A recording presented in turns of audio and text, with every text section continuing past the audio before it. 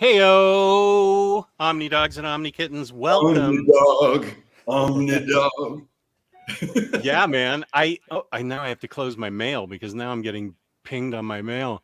That was actually written. I have a full minute song and animated thing just like that from a band in Oregon called Redcoat Turncoat.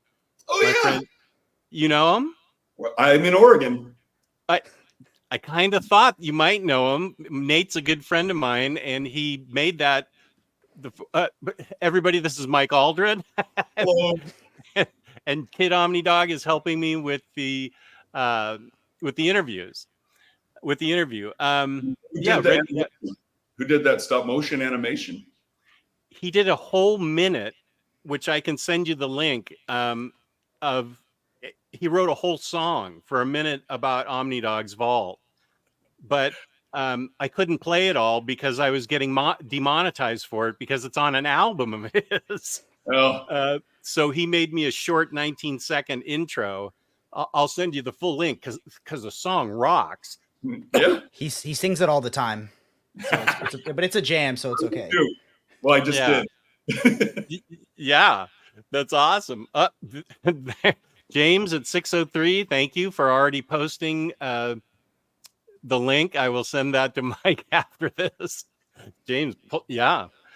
Yeah, Redcoat Turncoat. I was just speaking to Nate right before, and he was excited that you were going to be on. He is a fellow Oregonian. Where in Oregon? He said he's like a half an hour from Eugene. We're in Eugene. Oh, well, I didn't mean to dox you, but Come visit us. I'm sure he'd be happy. I wonder if he's in the chat there. I'm sorry, I'm reading the chat. You know what? I should hide the chat because I get distracted. But it's an honor to have you on. I've been a huge fan of yours for years. And you and I struck up a friendship, sort of a YouTube friendship, when you started messaging me about my opinion on this amazing book, which was my #1 book of the year. And Jake, I learned something interesting. He heard of me from all my great viewers that whenever he would be on an interview, they would say, "You need to go on Omnidog's Vault." Oh, so you go to my Instagram, you'll see people mentioning you at various points, in the comments of stuff I post. Dang, there was a grassroots campaign to get this legendary meeting happening. I'm honored to be here. So is Instagram. That's awesome. So I'll talk to the chat. Jake is here to pull your questions. And I can't recognize everybody in the chat because we're here to, this is, I think, one of my first live views ever, live interviews ever. I usually record them, but the first thing you wanted to talk about was OAX, and that stands for the Original Art Expo, and it starts this month on the 26th in Orlando, Florida. Across the street from Universal Studios, a nice throwaway from Disney World. And it's a first of its kind event that I'm crazy excited for. Bill Cox of Comic Art Fans organizing this, and there's going to be this auction. People have the opportunity, had the opportunity. I think it's too late for most artists to do a commission where, we'll be handing these commissions in person to people. And anyway, if you go to the site and scroll down the guest list, it's phenomenal. It is. But in fact, I love comic book shows, but sometimes the art and the artist is peripheral. This is all about the art and the artists who make comic books, and having that focus is something that I'm crazy excited about. Now, when we first started out, we went to our very first San Diego Comic-Con was in the old building, this old convention building. I don't even know if it exists anymore. And then then our second one was in the convention center where it is now. And then we'd go back every year, and they would open up another wall. So the first time it was maybe the size of a hotel, where you might have a little wedding in a hotel or something, that much space. But every year they'd knock down another wall, open it up. And now San Diego Comic-Con takes over the entire city, and not as comic book focused as you would want. It's fun, all the other stuff. I love everything else that comes with San Diego Comic-Con and these bigger conventions. But for me, it's always about the stories and the artists and the writers, and that's why this event is something that I want everybody to know about, so that more of these events can take place. Excuse me. Yeah, the link for the site is in my description down below, and James has posted it there. Thank you, James. And I just found out about this this week when Mike told me about it, and as excited as I was for it, I was too late to be able to get into what when you scroll down, you get a session. What's sold out for, like, you and Adam Hughes? What could I have gotten? Blondie wants to say hi. Hey, baby. Hey, now go away, Blondie. No, it's okay. Sorry about that. No, it's fine. We love pets here, man. We love pets. We're a pet-friendly show. So I scrolled down and it said Mike Allred sold out and Adam Hughes sold out. But there were some artists that still had room for what is it that those people have already gotten. Yeah, what's sold out are specific commissions. So people have the opportunity to prepay for a commission, and they're also paying for a meet and greet. And what that means is they'll go to the show. Let's say you got a commission from Kevin Nolan. So you will go to the show and have a specific time exclusively for you, for him to hand you the artwork that you requested, that he did exactly for you. And you get to have this time with him to talk about it and have that experience. That's what's sold out. What isn't sold out is we're still going to be there. We're still going to have other artwork for sale, pages and whatnot. So it is still a great opportunity to go there, see your favorite artists, buy artwork from them if you collect original artwork, or just bring some books and have them signed. We always sign anything that anybody brings to us for free, and we don't limit the amount. In the past, we've had people come in with dollies, and if there's a line, we'll just have Omnidog. But we'll sign a few, send them to the back of the line, and they'll come through, and we'll sign them all. I've even, after a show, been out on the sidewalk signing books. For me, and Lord feels the same way, it's the least we can do. You've purchased something that lets us do what we love to do. The least we can do is sign them and say thank you. So the only time we pay for signatures are for, like, multiple copies for sale and stuff like that. But other than that, you don't have to worry about us charging you for a signature or signing your entire collection if you actually make that effort and bring your entire collection. And we love to do that. Okay, so wait, let me go to the page real quick. I feel like he's going to buy tickets to Orlando right now because he's got a lot of things he wants signed. Well, I'm just going to say who's still and you open. can hang out at Disney World and Universal Studios with all of these artists too, because you know what you'll be playing. That's really the selling point. The chance to go on Space Mountain with you, I would pay for that. That would be awesome. Let me tell the audience some of the artists that still have space for commissions and the meet and greet. These are some pretty big names: David Finch, Dave Johnson, Steel Freeze. I said that wrong. Stelfreeze. By John the way, Beatty.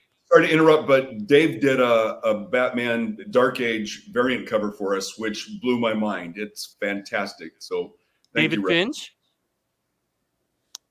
David Finch? No, Dave Johnson. Dave Johnson. Okay. Yeah. Love David Finch too, but Dave Johnson did a Batman Dark Age variant cover for us. That's what's on my drawing table right now. That's the project I'm working on now, Batman Dark Age. We'll get to that as soon as we going back to the other artists. I'm sorry to interrupt, but no. But I had Dave right in front of me, so I'm plotting on how I can go on the Magic Teacup ride with you. So just a sec. JG Jones still has room. Sean Crystal. Let's see. View all pre-OX. Ben Templesmith. I've had something. Sean Murphy. You're just scratching the surface. I mean, the people, even if they're the artists whose commissions are sold out, still there with artwork. You just won't be able to get, full on like cover quality piece from them in time for this. Most, if not all of these artists, you can still get commissions from them. Like my rep is Simon Miller at gotsuperpowers.com. You can still line up for a commission there, just not in time for me to hand it to you at the show. So right. And I see that website. Look at that guest list. It's phenomenal. And I made a mistake. It's a Sean Murphy VIP meetup. His commissions have sold out. Ben Templesmith, Matt Allison. I mean, Dan Brereton, Kevin Nolan. VIP is he'll give you a back massage.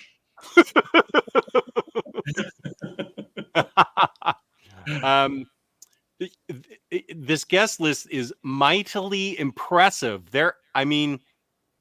You Adam Hughes will be there, Adam Kubert. Now these sessions are sold out, but they'll still sign your books. Bob Layton, Kevin Nolan, Simon DeMeo. Did I say that right? He did the artwork on We Only Find Them When They're Dead. That was brilliant. Amanda Connor, Dan Jurgens.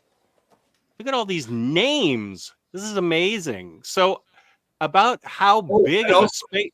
There is an art auction as well. We all have pieces that'll be in this art auction. I have 2 giant pop art paintings that I did. Here's an example of one of my pop art paintings. These things are huge. And what I shipped to the show is a Silver Surfer one and a Madman one. And the one with Madman kissing Joe right there, is that what you were referring to? That's Laura's. She said she'd be willing to sell it for the right price. But right now that I pulled that out of Laura's studio to show off for this. I like to do a little show and tell when I do these things. For instance, you're getting a peek into Laura's studio, by the way. That is a life-size Silver Surfer hanging from her ceiling. She has these, 20-some foot high ceilings. And right there is a 1/6 scale diorama I did of Luke and Leia about to swing across the chasm in the Death Star. So that's one of my hobbies, is doing 1/6 scale dioramas. And that's one of them right there. And my daughter already helped me with that one. I was impressed that you recognized my hot toy Harley here, just because it's not my. I mean, I can bring the camera closer, but you picked it up. There she is. It's a crazy hobby. It was actually it was at a San Diego Comic-Con that I first saw the Hot Toys Star Wars. They had Luke and Han and Leia from the original film, and a Millennium Falcon cockpit, 1/6 scale. So it's huge. And they only had them for display. So I became obsessed about when they would be released. And when they were, that's about as deep a dive as I went. I also got, Obi-Wan, Chewbacca, 3PO, and R2-D2. And that's a lot. At a comic shop here, they had most of the Guardians of the Galaxy's figures. And that remains my all-time favorite Marvel movie. Love that for it. So good. Huge fan of James Gunn. Anyway, then with the pandemic, I was looking for other things to do, and I went crazy with the dioramas and just drove Laura insane with all these figures coming into the house. And so I'm sure you can't make it out here because of the Star Trek glam quality of this crummy laptop that I'm on. But all along here in Laura's studio are all the Marvel Hot Toys. All the Marvel Hot Toys. Well, all the ones that are most important to us. But at least Like- one of all the major characters. Oh, I should have done that myself, and there Jake did it. Okay, now we can see maybe. Just kind of make out some in here. 'Cause Okay. that if this Wonder Woman poster wasn't there, you could make them out better there. But there's Luke and Leia about to swing across. And it goes that way. I mean, you said it's a very deep. Well, this is a stairwell right here. These Yeah. are the stairs that go down into Laura's studio, and then it's open here. It's like in that episode of Seinfeld where Jerry and Kramer are watching the surgery. Yeah, and they lose Junior Mint. The Junior Mint. They're very refreshing. You can eat Junior Mints right here and look down into Laura's studio and watch her work. Oh, okay. So I gotta that's get one why of those life-size Silver Surfers though. Driving the carpool lane with it or something. So I know you have a Mac because we've seen all the effects going. Come on. Did Why I do isn't that? it- You Yeah, did. it's the Yeah, new- you did it's it. the new Apple one. If you make certain the- hand gestures, Oh, Every time. I am so tech ignorant. It's embarrassing. So what did I do? I made those balloons go? so do Yeah. like 2 peace signs, and that'll do something like. 2 peace signs is confetti, and 1 peace sign is How come balloons. it's not working then? I don't know. Well, did I do it to you? Yeah, you did it a second Yeah, ago. hold up your Do like a fingers thumbs like a up. peace sign. But you have to hold it steady. Don't move it. There Okay, we go. There you got a thumb pop up. Yeah. And how did I make the balloons go? It should just hold up a peace sign like that, but don't move it. There you we go. It's a party now. Yeah, baby. Burning so much. Wow. Yeah. See, yeah, Omnidog is he's the future of technology, man. He teaches me all these cool tech features. Here's the heavy metal one. Oh, That'll Yeah, match the lights you got going on in the background. Yeah, but you have to hold it steady. Don't move them. I don't know what one. I don't think one does anything. You have to have 2 up, but hold it steady. Be cool if it was I don't like think- Spider-Man webs if you went like that. That'd be cool. Yeah, hold your hands just like that, and yeah. Let's see. Oh, it's not working.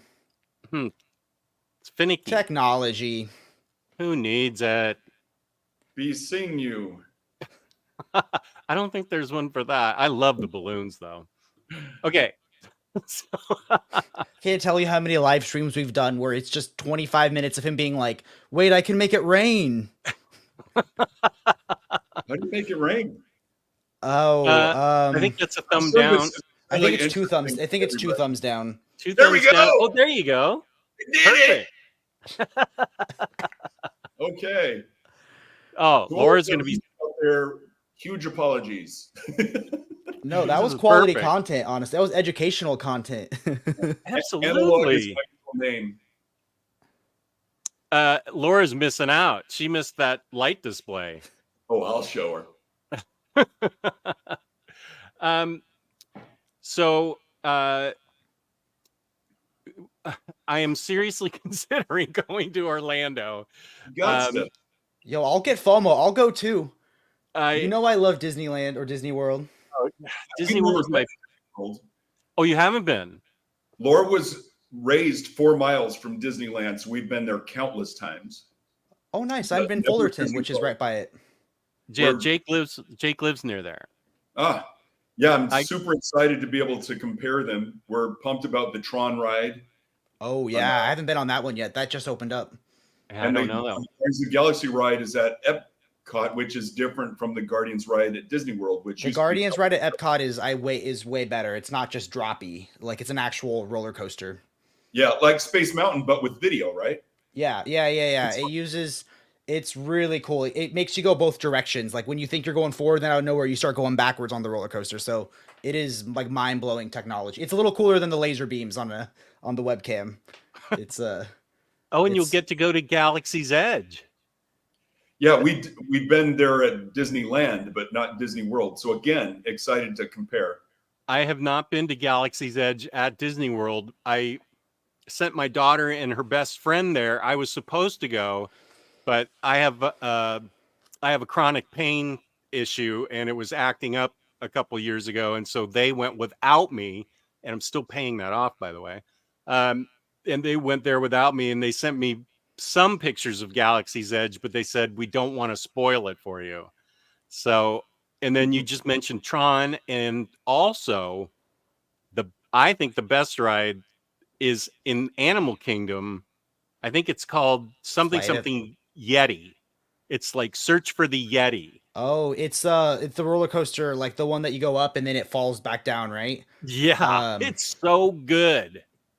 You'll definitely. I mean, Jake, can you search real quick for what it's called? What that ride is called in Animal Kingdom? I should know it. My wife worked at Disneyland for about 5 years. So she is like a huge Disney fan. So she puts up with all my DC Comics love. So it's a Expedition Everest, but the theme of it is a Yeti. Yeah, you don't want to miss that in Animal Kingdom. There's also a couple other new rides there, but Expedition Everest is a fun ride. It's not, well, I don't like big giant. I don't like big giant roller coasters. I like Disney World roller coasters where they're like you don't know how severe it is because you're in the dark, like in Space Mountain. You're like, oh, these are just loop-de-loops. Okay, I can't see that I'm 200 feet off the ground. And Expedition Everest is like a medium, I guess, a medium scare or whatever. It's about the scariest I'd go on. I wouldn't go much past that. I'm not going to get taken up 500 feet and drop. That's not my idea of fun. Tower of Terror, I did twice in my life, and that's enough. I did it. That's enough. Okay, well, we could turn this into a Disney World chat really easily. Ooh, now I want to know, if you could draw like a comic series of any Disney character, who would you choose? Yeah. I mean, I guess you're going to say Star Wars now because you have every Star Wars action figure ever made. But like classic Disney character, who would you choose? Probably Peter Pan. Interesting. I love that whole world. Gosh, your Peter Pan art would be amazing. And the mermaids and Never Never Land and all the caves, and I love all that stuff. So when we see Madman meets Peter Pan, will Jake get a commission for that or royalty? No, I don't. Here's the other thing you can do. You can make hearts. There you go. We've showed them all to you. Wow, that's it? Wait, did you show him confetti? There's confetti, which is no. I just pressed the button. Confetti's. Oh, there's a button to press? Yeah, if you look at if like the top bar of your computer where you see a green camera icon, you can click it and then just press whatever you want. So 2 peace signs is confetti, 1 peace sign is balloons. Right. Yeah. I feel so sorry for everybody that's watching this right now. Oh, I'm having a great time. Who cares what anybody else thinks? You and I, all 3 of us are having a blast. Learning is fun. Okay. I have a billion things I want to talk about, but and of course, most of them are. Oh, Peter Pan's in the public domain. He's gonna start painting right away, I feel like. There you go. There's your in. Pinocchio too. I mean, like the Guillermo del Toro film he made. Wow. They're like Snow White. I dig all that stuff. But Peter Pan to me would have the most opportunity for me to really get into the adventure side of stuff and to take it in other directions beyond the classic story. So that's why that would be top of my list. I feel like so much like we didn't see a whole bunch of Neverland. Like there's got to be so much that we never got to explore, and I'd love to see Exactly. what kind of kooky things you could come up with. Because it's such like an all-encompassing thing. You could have any kind of fantasy element. Anything that a child would find exciting could be in Neverland, and you could make some fun stuff. And because most of the other stories all end with their happily ever after, and Peter Pan, again, like you said, so much more to explore. Yeah. It's the whole universe, for crying out loud. They go up into the stars, and you get to fly. Like I have very vivid flying dreams, and so in fact, it might be because of Peter Pan. Seeing that as a child, I don't know, but yeah, I have very realistic, vivid flying dreams. Oh, I can't wait for this comic book. This is going to be great. Well, just a thank you. Can I? I don't need credit, but can I just have my face as one of the Lost Boys? In my next life, because I don't know if I'll have enough time to get there in this one, but that would be my top. Okay, I don't want to get off the dioramas just yet, because how many because I had a couple dioramas that I bought, and it's hard for me to find space to set them up. When you build a diorama, does it stay up for a while, or is it like permanent when you build it? They're all movable, but my biggest one is the Batman, the Batcave from the Adam West TV show. So you can go on my Instagram and see pictures of that. There's a company out of Denmark. It's a family company called Jazz Inc., and they'll do vehicles. So I got beautiful 1966 Batmobile from them. Got the Hot Toys Burt Ward and Adam West figures, and they are in my Batcave. And it's got the bat poles, the atomic pile, even the spin around. I have a turntable in it, so I can spin the Batmobile around. And the entrance into the cave. So it's the entrance into the cave to the bat poles. That's how wide it is. And second floor above the atomic pile. That's my biggest one. I did the Bay 94 when you first see the Millennium Falcon in Star Wars. So they're being brought there. Chewbacca's waiting for Luke and Obi-Wan. Oh, and he says, "What a piece of junk." Right. So the door outside, it looks like a 94. And then there's the entrance into that, and it's an arch. I built that. So I have Luke and Obi-Wan and 3PO and R2-D2 and everything in front of that. And so in my studio, there's a long, huge bookshelf. And on the very top, I put all of the Star Wars dioramas together. So next to that is like a cityscape for the Mandalorian, and Ahsoka's in there, and Cobb Vanth and IG-11. And then I have blast doors with a bunch of Imperial, everybody in black behind the blast doors. And I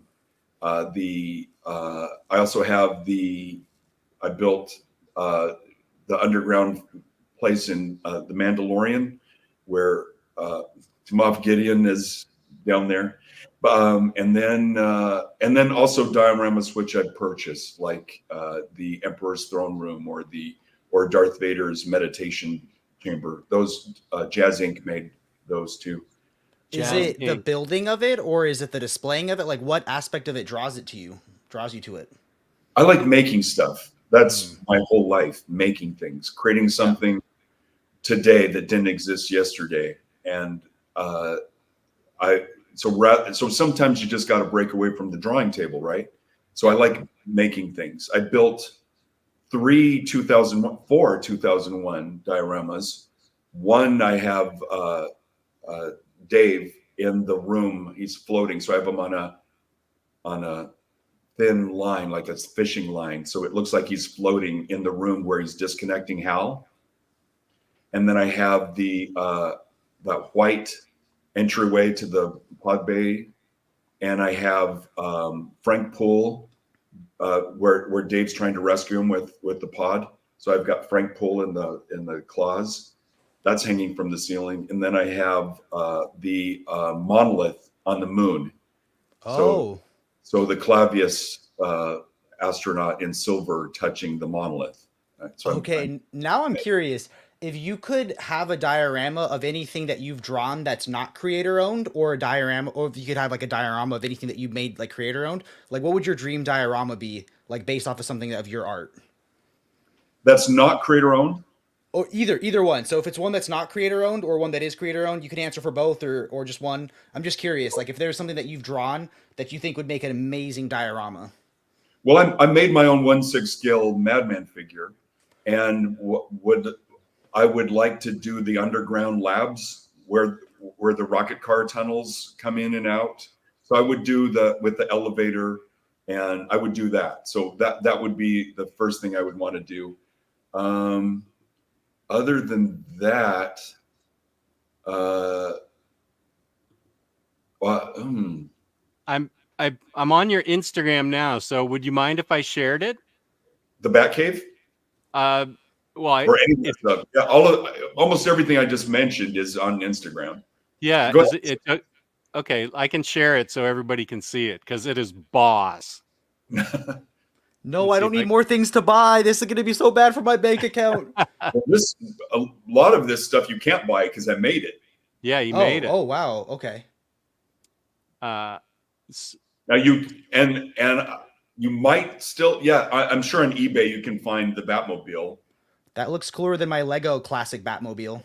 But yeah, there's my Batcave. Let's see. There it is, a little bit bigger. Oh, okay. Let me see if I can do this. Oh my gosh. And the Batmobile's sitting on that spinning thing, the turntable. Not in all the photographs, but some it is. Okay. I'm just Gonna clicking give you a through. follow right now myself. Well, look at that. Look at that. And those are Hot Toys sitting in that Batmobile? Yep. Wow. And that's a Hot Toy Batmobile? No, that's the Jazz Inc. Batmobile. Ah, okay. The family company out of Denmark. Okay. But I made that Batcave from scratch. Wow. Like the sign at the top of the atomic pile, I found that online, printed it out, and pasted that on. But yeah, put all of this stuff together: plexiglass, foam core, PVC, wood. Wow. And then here is up here. Oh, this must be when you built it. You're building something. That's the N1 Starfighter from the Mandalorian's. The one that was from Naboo, and then he like repurposed one. Yeah. Now, Hot Toys teased it, and they've done this before. They teased the Millennium Falcon cockpit and never released it. Yost, who runs Jazz Inc., he picked up the ball. He made a Millennium Falcon cockpit, and he'll likely do this is me painting because it was a Naboo fighter. Those were yellow. So this is the paint that you see that's still that hasn't been sanded off, hasn't been buffed off. So you get the chrome underneath it. So that's me putting the paint on those pieces. They're making my Lego Mandalorian Starfighter look like crap. These look way cooler. Yeah, so I had to sand these down. The parts are all 3D printed, so I had to sand them down to get that 3D printing texture off and coat them in resin so they're nice and smooth and thick. And then I ran electronics through them so they light up and everything. Even have the sound. So I'll push a button and you can hear the engines go off and stuff. Whoa. Yeah. That's all put together? Or not quite yet. Those are still pieces. Okay. Let's see. We got this is so cool. All this stuff is so cool. Are we listening to ELO all of a sudden? That's one of my ringtones. Oh. Yeah.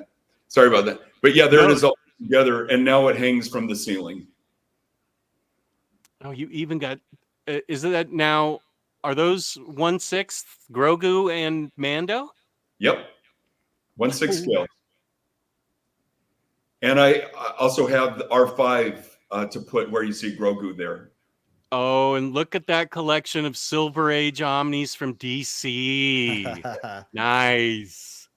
I love it. I also saw I'm so unfocused right now, but I also saw Sugar and Spike on your Instagram. Are you a fellow Sugar and Spike lover? That was a commission. Oh. If you, the more recent posts, you'll see the 2001 pieces I was talking about. Okay. Oh, now this is something I need. Oh yeah, I'll have those in Orlando. Oh, okay. I'm getting my ticket now. Madman lunchbox. This gives me a reason to live.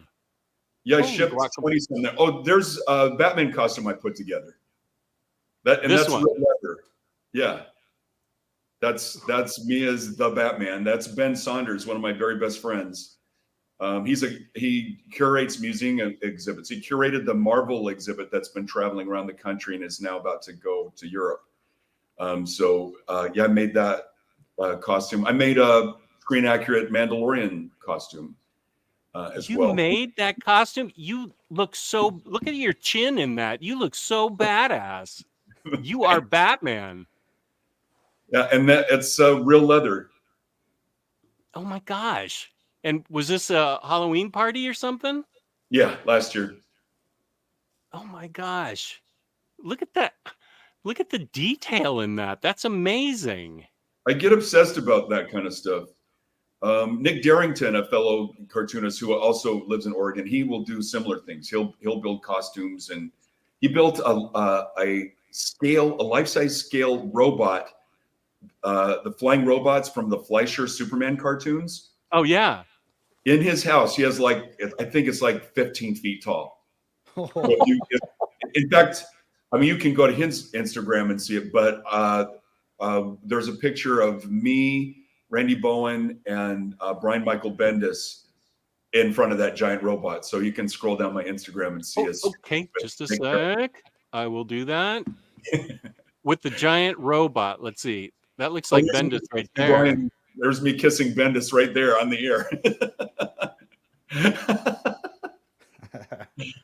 That's awesome. His ears are delicious. There's that's was that in a Cobb Vance armor suit that you built, or it kind of looks like Cobb Vance a little bit? Bango Fett. This is my fan fiction Mandalorian. He's the son of Fennec Shand and Boba Fett.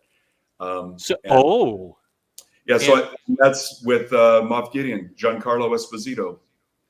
And so you built that suit, and it was on display at your booth, and you got him to pose with it? Yes, I wore it to the show. You're in that costume? Yeah, I'm one of these weirdos that you see walking around. Oh my God, this is great. I thought that was just a statue. You're in there. Yeah, And you've got him right with you. I love him. He was so good on in everything. In everything, yeah. But the Baltimore Cop Show. What am I? I'm so bad at this. It was set in. Look at his IMDb; it's incredible. I just watched Do the Right Thing recently, and he's in that. School Days, Spike Lee's second film. He's in that. Yeah, so that's Van Gogh. The Wire? Fiction Mandalorian right there. Okay, so that's. You can see some of my hot toys in the back there too. Like I can make out Kirk and Spock, and I think my Madman, my 1/6 Madman, is right above my head. Oh, okay. Yeah, I see that. Okay, so you're in there, and there's a stormtrooper. So when you see a stormtrooper at a Comic-Con, it might be me. There's my stormtrooper, and that was molded from the original '77 film. So you wear that too? Sure. This is awesome. So I am a gigantic nerd. I got to start asking every stormtrooper for an autograph just in case it's you. Oh, you like Elijah Wood will do it. You never know. as a fellow nerd, you are among friends here. I have nothing but nerd viewers, nerd friends. So in your mind, the fan fiction is that Fennec Shand and Boba Fett had a son together, and this is Van Gogh Fett. Yep, Van Gogh Fett, test tube baby. Oh, they didn't actually. Okay. I won't go into that. Maybe they did, maybe they didn't, but Oh, is that the robot right there? Right, that third picture below Fantastic there Four? it is. there it is. Look at that thing. Look at that. So that's Nick, Randy Bowen, Bendis, and myself. Okay, so he built it. Nick did. Yeah. And so there's Randy. Nick is Randy like Bowen. Nick is like 6'2". So you can imagine how tall that robot is. How you look like you're bending down. Are you also like 6'2"? No, I'm 5'10". Okay. And what does Bendis live near you? He's Oregonian too, yeah. Good heavens. Yeah, Oregon it's amazing who all lives in the state. And of course, Dark Horse is here, and now Image is here. Image is in Oregon, and yeah, it's. Well, you can tell Bendis the next time you see him, I love his work. So for sure, like Michael next time Avon you see him, and Taki, they're across the river, Vancouver, Washington, which is just across from Portland. I mean, I could go on and on. There's tons of creators in Oregon. Now I'm gonna rock, and you'll hit one of us. Let me show. Oh God, there's that lunchbox. I want to show Sugar and Spike because I am a huge Sugar and Spike fan. Yeah, of course they were there when I was a kid, but it was a reintroduction when I was asked to do it for the commission. All right, because I do have a print of something that was right there, so I want to show you that. There's Weird Al Yankovic. There's me and my oldest son with Mark Hamill. Oh wow. Whoop.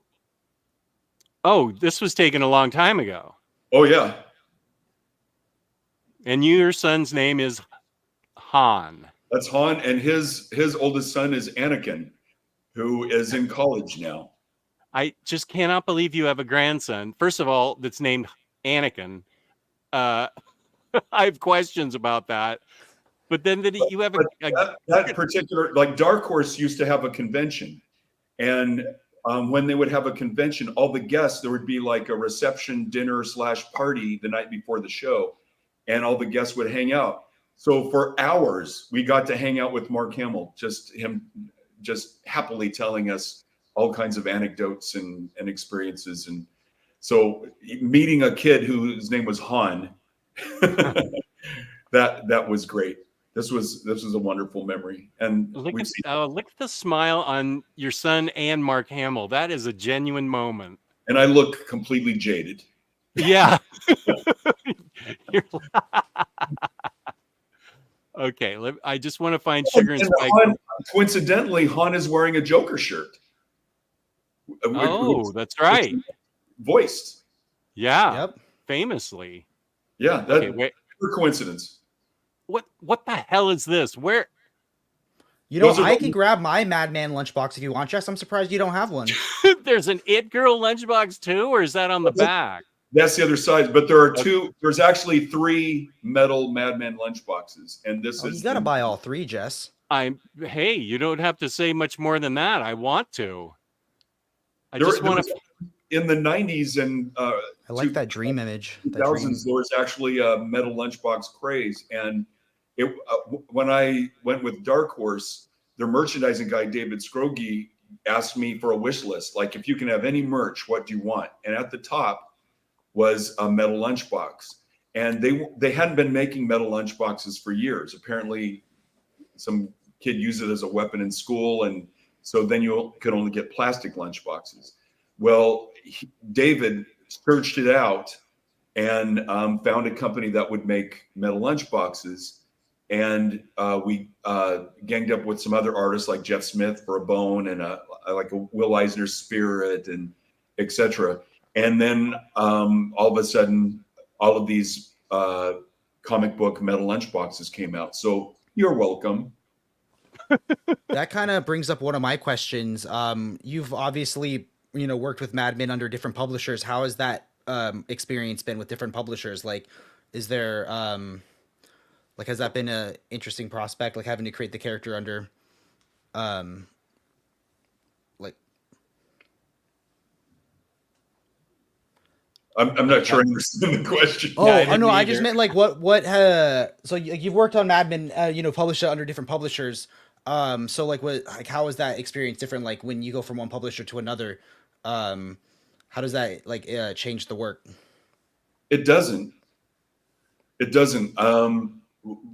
But the only reason it ever moved, it started with Tundra, Kevin Eastman, who co-created the Teenage Mutant Ninja Turtles, and he spoiled me.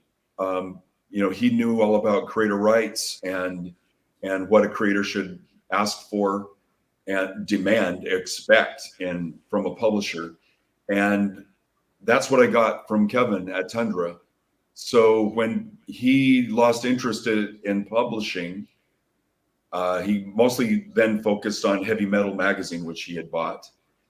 Well, I was a free agent, and I'd become very good friends with Bob Schreck. He had been at Kamiko, which would have been my first page rate series. It's why I was able to roll the dice and quit my previous career in broadcasting and become a full-time comic book artist, because it looked like I was going to have a 12-issue, a year's employment with this series. But Kamiko went chapter 11, and I was left flailing and had my own creations, which I worked with. Frank Einstein then became Madman, and Kevin Eastman and Tundra made it this wonderful success. I met Bob Schreck. He was a marketing director at Kamiko, was hired then as the marketing director for Dark Horse Comics. So when we moved back to the States from Europe, where I was a TV reporter in Europe, come back to the States, and Dark Horse is in Oregon. I was born and raised in Oregon. It's where I wanted to be, where I am now, my favorite place in the world. Happy, wonderful coincidence. Diana Schutz, his wife at the time, was editor-in-chief at Dark Horse. She also was with Kamiko. Sister-in-law to Matt Wagner, by the way, one of our oldest and dearest friends in the business. He then moved to Oregon. And Bob wanted to become a editor rather than a marketing director. And when Mad Men became available, talked with Mike Richardson at Dark Horse, brought Mad Men in, and then became Mad Men Comics. So relaunched it, and they took it from here to here and continued on with that. And Bob was our personal marketing director as he transitioned into editing, was our editor. He was only editing 2 books at the time for us, for me, and I'll say us. I usually referring to Laura and I always consider us a team. So it was us and Frank Miller. Bob gave us all of our attention. So Frank and I were spoiled by that. Frank then, there was an imprint called Legend, which was full of legends. They invited me in. And so when we did a Legend tour and would do signings, you would go down the line, you knew who everybody was but me. But because people were curious, who's this guy? It just put a nice spotlight on me.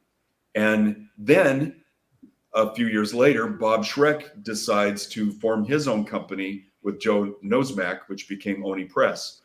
Bob's assistant became my editor. That was Jamie S. Rich. And he's probably edited more of my own creator-owned stuff than anybody. And with him, we developed Red Rocket 7, which was my square-bound history of rock and roll told through the eyes of an alien clone. Then Jamie goes to work at Oni Press. And so now some of my very best friends, Joe Nosmak, Trek, and Jamie, are teaching me how easy it is to publish, how easy it is to publish. And it actually is. If you have the luxury of focusing on the business, it is easy. It's a very simple system. But what's not simple is also doing all the business work and writing and drawing a book. And I set out, I kept my I kept my commitment to Dark Horse and continued doing Madman and launching our first self-published effort, The Atomics. So that's why that would be the next publisher I would work with at Madman, because Madman was in The Atomics. And so it was always events like that would just take us here and take us there. And then with self-publishing, talking with Eric Larson, one of the image creators, was telling me, hey, because I must have been complaining to him about how hard it was doing everything. And we did a Savage Dragon Madman crossover. I did a couple of them. So Eric's telling me, well, with image, you're self-publishing, but you have the advantage of the people in the office doing all the business stuff, doing, managing distribution. And by gang printing, you get lower printing costs, things like that. So that's why I went to image, because it was the next best thing to, it's better than self-publishing because I had all the control of self-publishing, but with this incredible crew doing all the business busy work stuff. And then Dark Horse approached me about doing these Madman libraries. And so back to Dark Horse with these libraries. Which you can see mine in the table right there. Yeah. Right here. Beautiful design work, Daniel Chabon and Chuck Howitt, just really making these as beautiful as they possibly can be. And it creates all of my creator-owned work. And all of my solo creator-owned work is interconnected. Even Red Rocket 7 with the real history has ties to the Madman universe, so the Madmaniverse. So in that collection, I always said I would never reprint my first stuff, Dead Air, graphic music. I wanted it to be hard to find. It's kind of, any artist understands you get a little cringy about looking at your development. And for me, I'm constantly striving to improve, wanting what I'm working on now to be the best thing I've ever done. But in the context of this collection, this career spanning collection, I thought, yes, I'll include this. And it also gave Laura the opportunity to color all the black and white stuff for the first time. And so all of that is in there too. So it is the absolute definitive collection of all of my creator-owned work and a lot of my collaborative creator-owned work too. Like the Nexus Madman crossover is in there. So with Mike Barron and Steve Rude, and a Jam crossover with Bernie Moreau, all of that. The Spaceman with Lawrence Marvett doing these painted backgrounds. Anyway, and Joel Jones, Mike doing It Girl, the special in the series, and this is what's going to be in Volume 6. Volume 6 has Volume 5 has Dead Air, the first thing I ever did in color. Volume 6, which is just now going to press, I just approved the final design elements. Yeah, that's the first thing I ever did. So Volume 6 has all of graphic music, all in color for the first time, graphic music, which 2 issues were in color with this process that made Laura cry. And so the black and white issues those have been colored.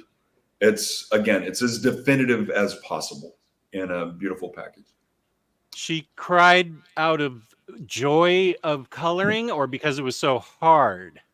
Because the process was a nightmare. It was a cheap way of doing comics. It was she would, with Dr. Martin Dyes, color copies of the printed artwork, and then it had on a acetate overlay, the black line art, and that's what would be photographed. Now, when she would color on the paper, it buckled. So then when they flattened down the acetate overlay, first of all, the quality of the line art, not spectacular, but also the paper underneath didn't register as it did before because the paper had shifted because of the buckling, the wetness of the the inks and watercolors. So when we got it, so much was off register and just weird looking. It didn't have that classic colored comic book look that we were looking for, which Laura has perfected. And so she cried. Oh my gosh. Yeah, we get this box in the mail, and she cried. But again, it's a process. We're always striving to improve and figure things out, and that's what we do every day. Well, we have to give hearts to Laura here. There we go. Nice. We don't want her to see her cry. In your Instagram, I have a viewer in Sweden named Tony, and he was kind enough to send me this as a gift. This is a print that's signed 22 of 99. It's signed by you both, which is pretty cool. And I just got this in the mail. Tony knows what a big fan I am. This on the on your Instagram, this was the cover of what? It was I think it was a print for one of the collections. I can't remember. Okay, I still have your Instagram up, so I'll just look. I'm wanting to do endorsements for. Lunchtime Digest. Explore the Mad Maniverse. Lunchtime Digest. What's that? Yeah, to fit into the lunchbox. The lunchbox comes with a comic? Yeah. Well, okay. Not all of them. Christopher Irving, who does a lot of my merch now, if you hunt him down, Drawn Word, Christopher Irving, I'm sure he probably still has some. Yeah. So those collect. Yeah. Sorry about that. That's what that was. I think it was a pinup first, and then Christopher used it for this, and it collects some of my favorite Madman stories in a digest size that is the perfect scale to go into the lunchbox. Okay, so if I'm looking for a lunchbox with a comic in it, you won't find it. I won't find it. I'll have to go to eBay. You had to get them. I mean, they sold out instantly. So when Christopher first had them up for sale, that was your chance to get it. But again, if you chase him down, he might still have one that he can get you. And I still, I think I shipped about 20 of the lunch boxes to Orlando. So I'll have some of those there, and Christopher still might have some too. So hunt down Christopher. You might be able to get some one stop. Okay, Christopher Irving. Don't anybody in the chat get this first. Don't you beat me out on this. Christopher Irving. IRVING. And so how do I get a hold of him? Drawn Word is his Instagram handle. Drawn Word. Okay. But there all kinds. He does all kinds of cool merch. There's these 3D cards. Christian LeBlanc is my 3D guy, and the 3D cards right here. There you go. So all of the 3D stuff that he's done for me is in volume 6 of the Madman Library. Tons and tons of 3D stuff. So make sure you have some. It doesn't come with the glasses, but they're easily found. You can. I have my own glasses, of course. This is, this is signed by you and Laura. I think this was a Kickstarter years ago. Yeah. James found you a place with a lunchbox for sale. Oh my God! What? If you find the Madman 3D special, it does come with Madman 3D glasses. So if you grab that, you're good to go. In fact, the cover is your background here. The background you chose is the cover to the 3D special, where he's busting through the Pink Floyd wall. Oh yeah. This was the one that I could only find with high res. The other ones were probably better, but I couldn't get them in high res. So this was the one I chose. Now, I may have to go to some place that somebody just said has that lunch box. Don't anybody go there first. How dare you? No, I spelled it wrong. Dark Horse, like I told you, David Scroggie, the merch guy at Dark Horse, he's the one that made the first one happen. So there was the Dark Horse one. The one that I will have in Orlando, that's the one that Christopher Irving produced, that he did the digest for. And then there was another lunchbox that Christopher did that had a Madman puzzle in it, a jigsaw puzzle. Okay, it is on sale, but it doesn't have the comic in it. It's just the lunchbox. One of my super producer James found it for me on Big Bad Toy Store, so I can get the lunchbox. Well, no, but you got to look for the lunchbox with the jigsaw puzzle in it too, and it does the cover from the Vault series, my first cover there. This interview is a bad idea. So this ringtone, if I answer it, then this is where I go, hello, how are you? How are you? Now I'm going to be searching for these lunch boxes and it's going to drive me crazy. But it's okay. Peace and love, right? Peace and love. Ringo Starr. Peace and love. Peace and love. There we go. So I do have these, and I have the Kickstarter of the action figures, which I'm excited about. I want to get a Mad Woman action figure. Yeah, way more coming. Yeah, we've done several and more still. Yeah, I do. I mean, that's been funded, and I think we're just waiting for them to be delivered at this point. Yeah, I guess. Yeah, I know you probably don't have a whole lot to do with it, right? Just approvals. Yeah. It's not like I can come to you and say, where are my figures, Mike? Exactly. Okay, I won't. I'm not that guy. So now the first statues I ever bought in the 90s. I do have a lot of statues. I showed some of them to you. I guess I'm not sure what scale they are. I guess they're 1/6. Like the DC Cover Girls, the Adam Hughes ones I have. But the first two statues I bought in the 90s, and then it was a long time before I ever bought any other statues, was Dream from Sandman and Madman. And I still have Randy Bowen, who was in that picture with the giant robot. Right. And I with the disc holding up the disc gun, which is so great. And that was turned into an action figure, exactly that size. Sorry? That was our first action figure. That Randy, the Madman statue that Randy made was then made into an identical action figure, posable action figure. I have it in front of the statue. That was produced by Graffiti Designs.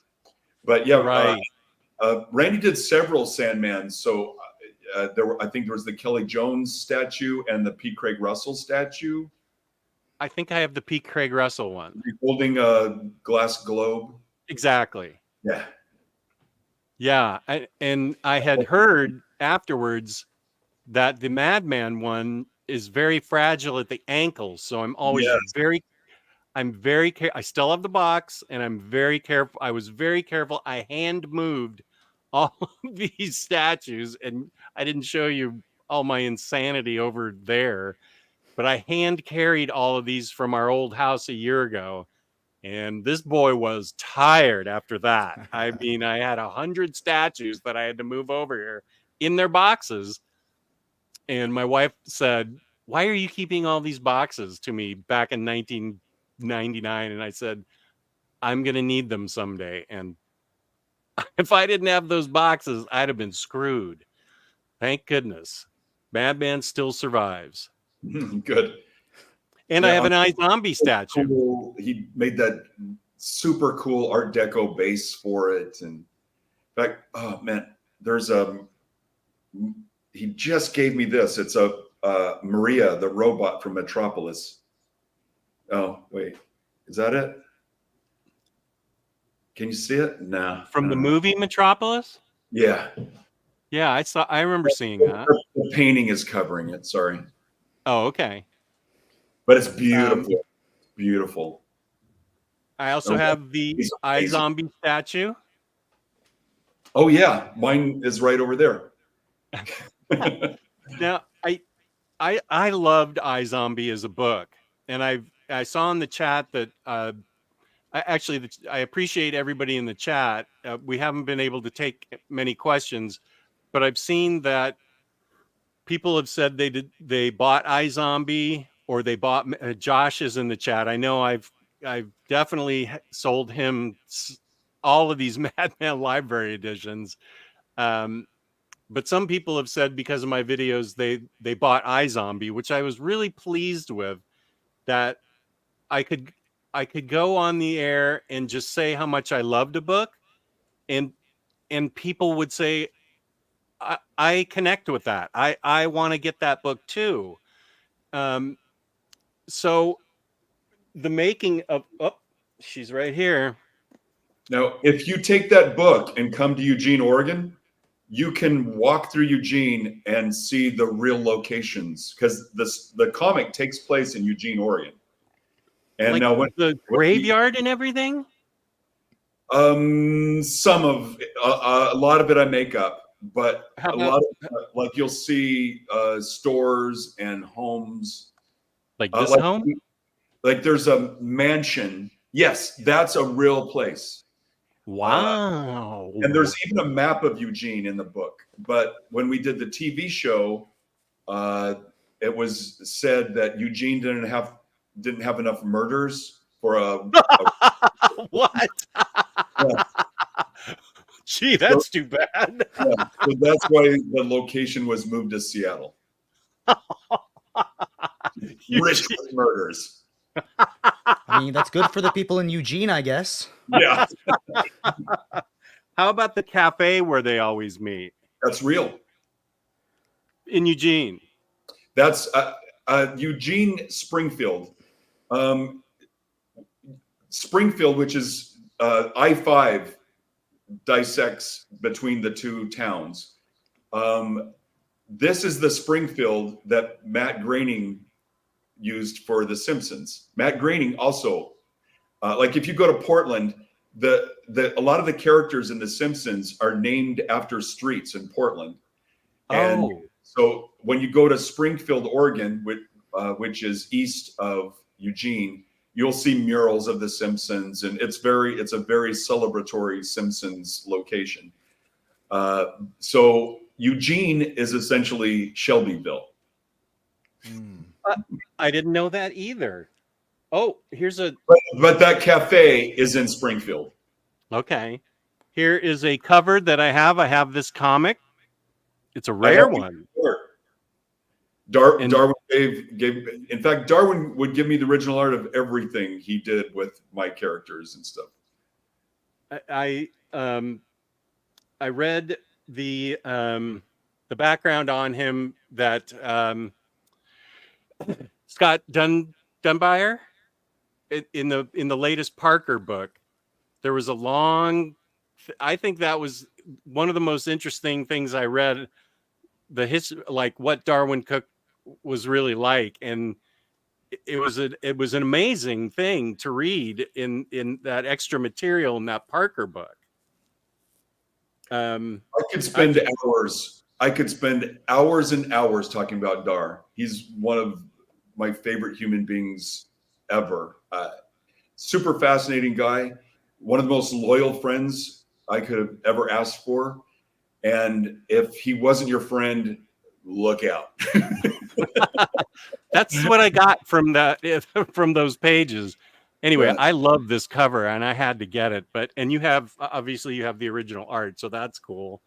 No, a lot of times stuff like that and the X-Force stuff, he would just do it and give it to me. He stayed with us for a while. The whole Adam West Batman thing started because of him and I just drawing and I would draw something and he'd ink it and back and forth. And from memory, I drew Adam West Batman. He inked it, and that in many ways became what the Batman '66 series. It also kind of started from there in a really weird way. But no, he was just such and his wife Marcia too. We fell in love with her too, and we would, if we were invited to a show, we would make sure Darwin got invited too, and if they were going to show, they would make sure we were invited. We would take every opportunity to spend time together, and it was always a treat. And every time we got to work together, like on X-Force, he was our first fill-in artist. He gave me the entire that entire issue. I have all the art for that. I mean, just a really generous guy. Him and Jay Bone, just out of the blue, hey, we got this Madman story for you. Just, I didn't ask for it. It was just, here it is. So he was that kind of guy. If he loved something, he just attacked it and would put it out there. That's how the Wolverine dupe team up happened. He was loving this world with our Marvel Mutants that Peter Milligan and I created, and he wanted to do something with dupe and bring Wolverine in, and pow, there you go. Axel Alonso, our editor, was absolutely, let's do that. But that was him. He would just be very passionate about something and just do it. And fortunately, most of it got printed and was gifted to the world. Just what an amazing talent and a super unique, exciting human being.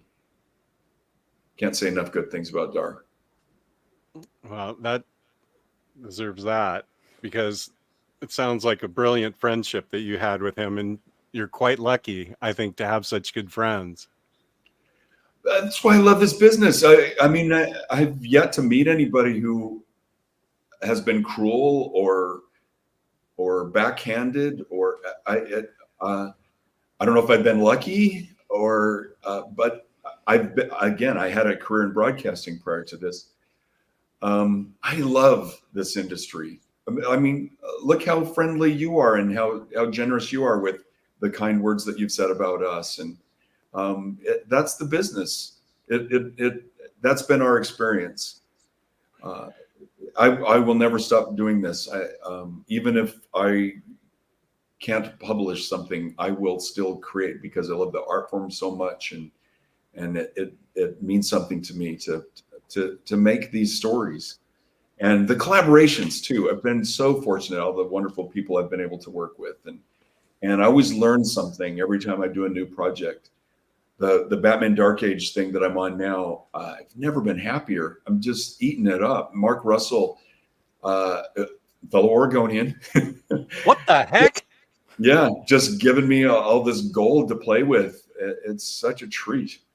And we have a third project in mind too. So we had Superman Space Age, Batman Dark Age, and we have a third, our trilogy in mind. And you might be able to guess what it might be, but I think you might be wrong too. But it's kind of obvious, but kind of not. But do you want me to guess? And guess? No, I didn't think so. I don't have a poker face, and God, please be Harley Quinn. Please be Harley Quinn. Please be Harley Quinn. I know it's not. I can tell you that. We don't want to get your hopes up. So okay. This might be a good time to just take a couple questions from the audience, Jake. Would you mind that? Thank you, Crashline, for the super chat.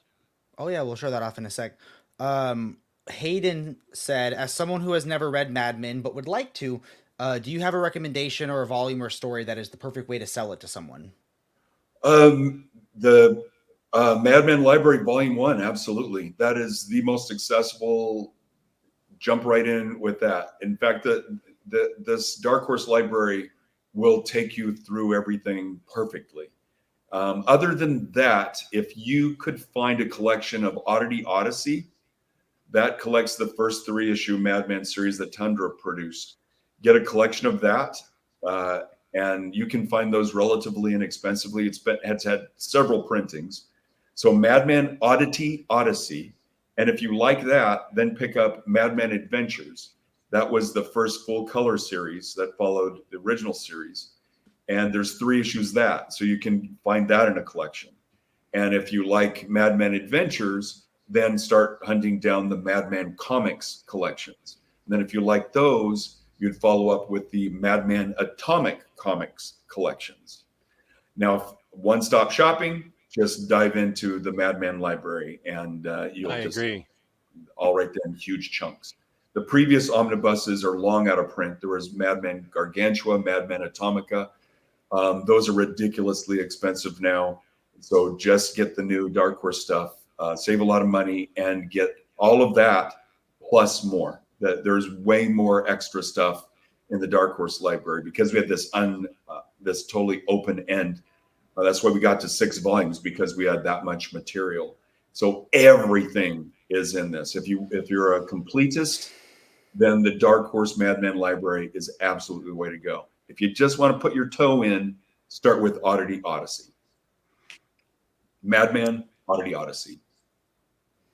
These library editions, I made me sell Atomica and Gargantua, and it helped fund my health care. So thank you for that. Wow. I'm on private insurance until next month. I've had 4 years of private insurance, and I've had to sell a lot of things. But knowing that these volumes were going to come out made me, because I loved those 2 books. I was reluctant to let them go, but knowing that these oversized library editions were coming out, I said, this will have everything. And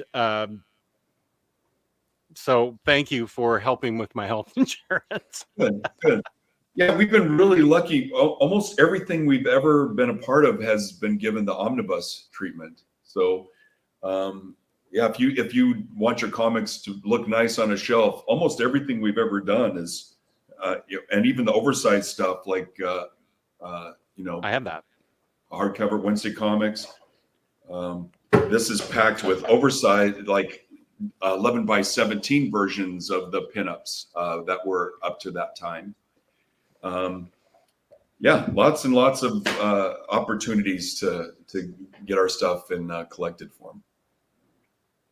I also have the edition, the limited edition that came with a cell in it. A piece of the animation. Yeah, That was IDW. Yeah, and then if you look at that book, all of the, so I did 50 some individual movements. It's Frank Einstein is running. He grabs a bomb with a fuse and throws it, and then it explodes, and then it loops back again. Actually, if you go down my Instagram, you can see that animated. Oh, yeah, it's on there. And then, so in the IDW book, you can flip the pages and see it small. Now, with the Madman library from Dark Horse, to figure out how we could put Red Rocket 7 in there, which is a square format, we had a big chunk of open space at the bottom of under each page of the square formatted Red Rocket 7 pages, and was able to put each of those animated images there, so you can flip it even bigger and see it repeat throughout Red Rocket 7. yeah, I noticed that in volume 4, was it? And so these super fancy schmancy editions of that included the original art of each of those 50 some pieces that I made up the animation with. So I got one, and I did an overview of it on YouTube. James, can you find it for me? I've got a lot of Madman in my library. Let's see if super producer James can find it. There's somebody I want to give a shout out to, because Reaper is the one that what Mike Allred is to art, just to YouTube. That's very nice. Thank you, Reap. Both are incredibly. I'm not brilliant. I'm not talented either, but thank you. Thank you for joining the Omnidog community, Mike. Reap, I want to give I want to give a shout out to Reap, because he's the one. Wait, why am I not getting anything? I think because I highlighted the comment. You answered Reap's question. He under his, I think maybe his, I don't. It may have been Reaper. You answered his question. He said in our my top 10, Jess, Mike is doing interviews. You should ask him. And you answered, I'm ready for my close up. And that's how I got that up. Thumbs up. That's right. That's how I got the nerve to just give you my email address. And that's how this interview happened. So I wanted to give a shout out to Reaper because he is an extremely nice guy from Australia. And I really appreciate the fact that he helped me get up the nerve to ask you for the interview. So, yeah, because I'm a very intimidating person. It takes a lot of nerve to approach me. well, I felt comfortable with you when you said you were happy with the nice things I said about Superman Space Age. So I felt comfortable with you, but I don't do a lot of interviews. I did a lot during the pandemic, but I don't do very many by myself. So I wasn't intimidated, but maybe I was excited. Well, I'll say I was excited for the chance. Well, as I've said, the technical stuff always freaks me out, but I'm getting better at it. Why is it not? Come on, baby. Give me some balloons. All right. Oh, there we go. Okay. This is ridiculous. Do we have any more questions? Yeah, this is a good one. Did Mike always want to be a comic creator, and what artists, comics or otherwise? This is a good question. What are some of your influences? Well, I always made comics because of my older brother. We were always making our own comics. My dad was a psychologist, but very much wanted to be an artist. So we were constantly surrounded with art supplies.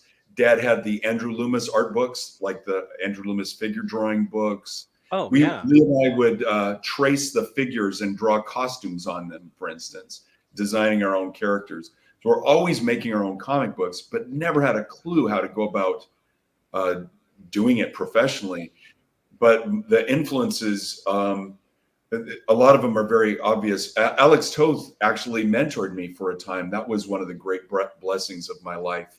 Alex Toth? Yeah, Alex Toth mentored you? Mentored me. Yeah, it was a really wonderful situation. And a lot of the people that he turned me on to are big influences, like Roy Crane, who I think is one of the greatest storytellers ever. And I wish somebody would reprint the Wash Tubs books. They're really hard to find.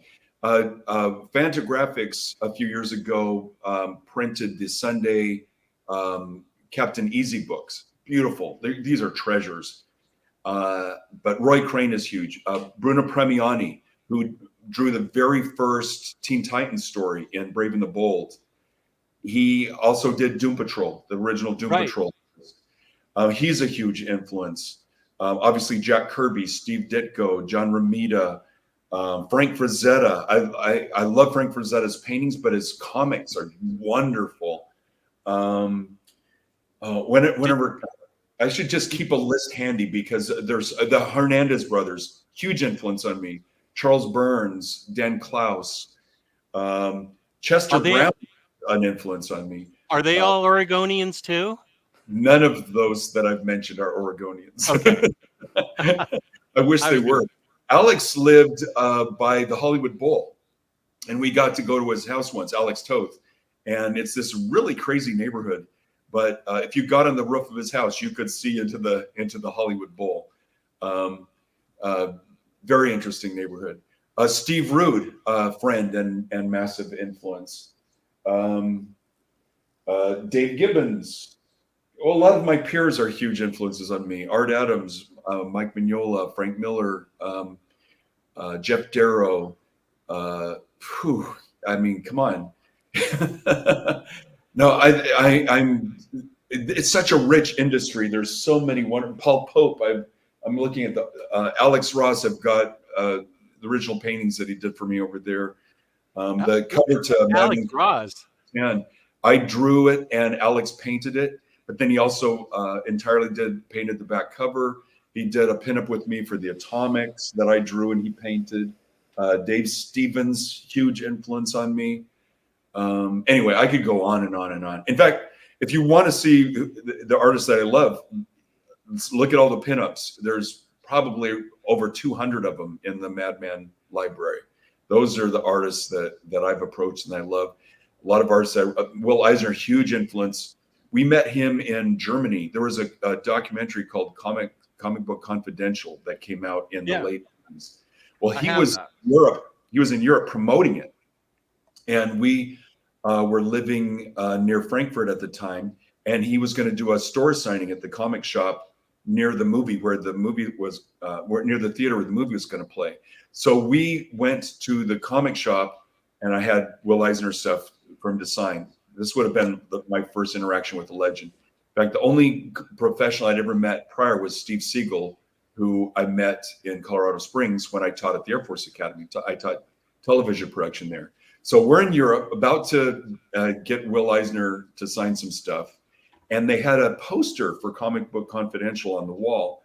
And I asked, will you sell that? Can I buy that? And the poster's really cool. It has Paul Mavridis did all of these different panels of all these different artists that are featured in the documentary. And so the guy at the store didn't speak very good English, but he said, go to the theater, and which was a couple blocks away. So Laura and I walked to the theater to ask to buy a poster, and knocked on the door to the theater, which wasn't open yet. Guy answers the door, and they have the poster out. So I'm pointing at the poster. Could we get that? He didn't speak any English, and he says, "Oh yes, come in, come in." We went in. Will Eisner and his wife were sitting there, bored to tears, waiting for the signing. We came in. They heard us speaking English, jumped to their feet, and were so happy to have somebody to talk to, and started talking. I had pages from Dead Air with me, which I was going to show him what I was working on. And he critiqued it, gave me advice with it, and talked with me and signed a bunch of stuff, and then had our own private little interaction with Will. So about a year later, when we'd moved back to the States and we went to our first San Diego Comic-Con, there's Will. He remembered us. And then the next year, and then the next year, and then the next year. And he watched our progress and would always hey, I've been following you, and you're really improving, and I'm really excited for your success. And so Will was always great like that. And he's the one artist who kept promising to give me a Madman illustration that never happened. He always, I'll do it, but it never happened. But he did a series, The Spirit New Adventures. And I did a story for that with Matt Brundage and Michael Avon Oming. And it was our Spirit story that Will chose to illustrate the cover for. So at least Will did something that I'd been a part of in that way. So I cherish that.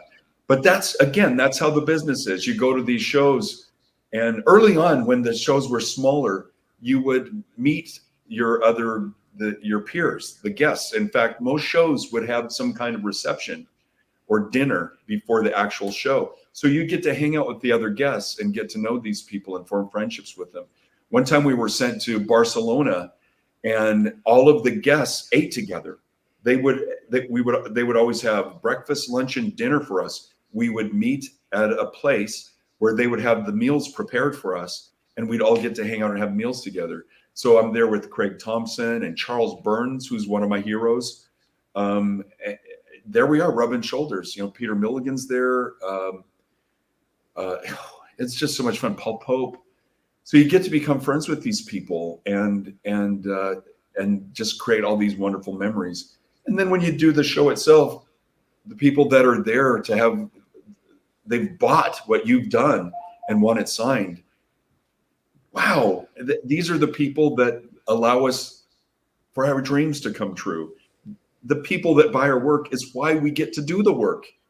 And so I've never, ever gotten tired of signing a book for somebody, because it is always our way of saying thank you and how grateful we are. And it's what a wonderful business. The more I talk about it, the more I realize how lucky we are to be a part of this. I just love comic books so much. We both love comic books too, Jake and I. I grew up loving comic books. I've never stopped loving comic books. I'm still wrapping my head around the Will Eisner thing. I remember I took my wife when we were still dating, I think, to see Comic Book Confidential in the theaters. So I'm guessing that was around 1988, maybe 88, 89. somewhere in there. Yeah, we left Okay. Germany when the Berlin Wall fell. So we moved back to the States January of 1990. So this would have been, I think the movie probably came out 88, 89, because that's Yeah. when we were in Europe. And it was about a year before we left. So I'm thinking, yeah, 88, 89. That is just remarkable that you had that time with Will Eisner and that he spent time helping you in a helpful and not critical way, but Well, very critical way. oh, He was very critical. Yeah, he told me I needed to work on my draftsmanship, but he was very pointed and it was constructive. yeah, And, okay, and he asked me what kind of inking tools I was using. One thing he told, like stupidly, the dead air, I didn't know what kind of paper I should be using. At the Air Force Academy, we had 11 by 17 copy paper. So I was inking with a rapidograph. So if you can imagine inking on copy paper, it tore it up. It was horrible. But Will, one of the things that stuck with me was he was one of the first people telling me I should try using a brush. But I bought some crappy brush and it was a painful first experience. But the thing that stuck with me said, ink your figures in brush and then ink your backgrounds with a pen.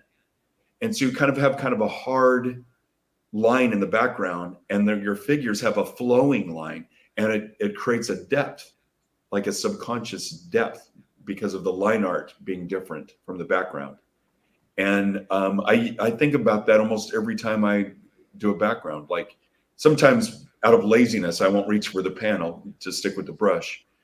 But I've gotten to the point where I can do a nice straight line with the brush in the background. But I'll be thinking, oh, would Will be upset that I'm not using a pen for the background?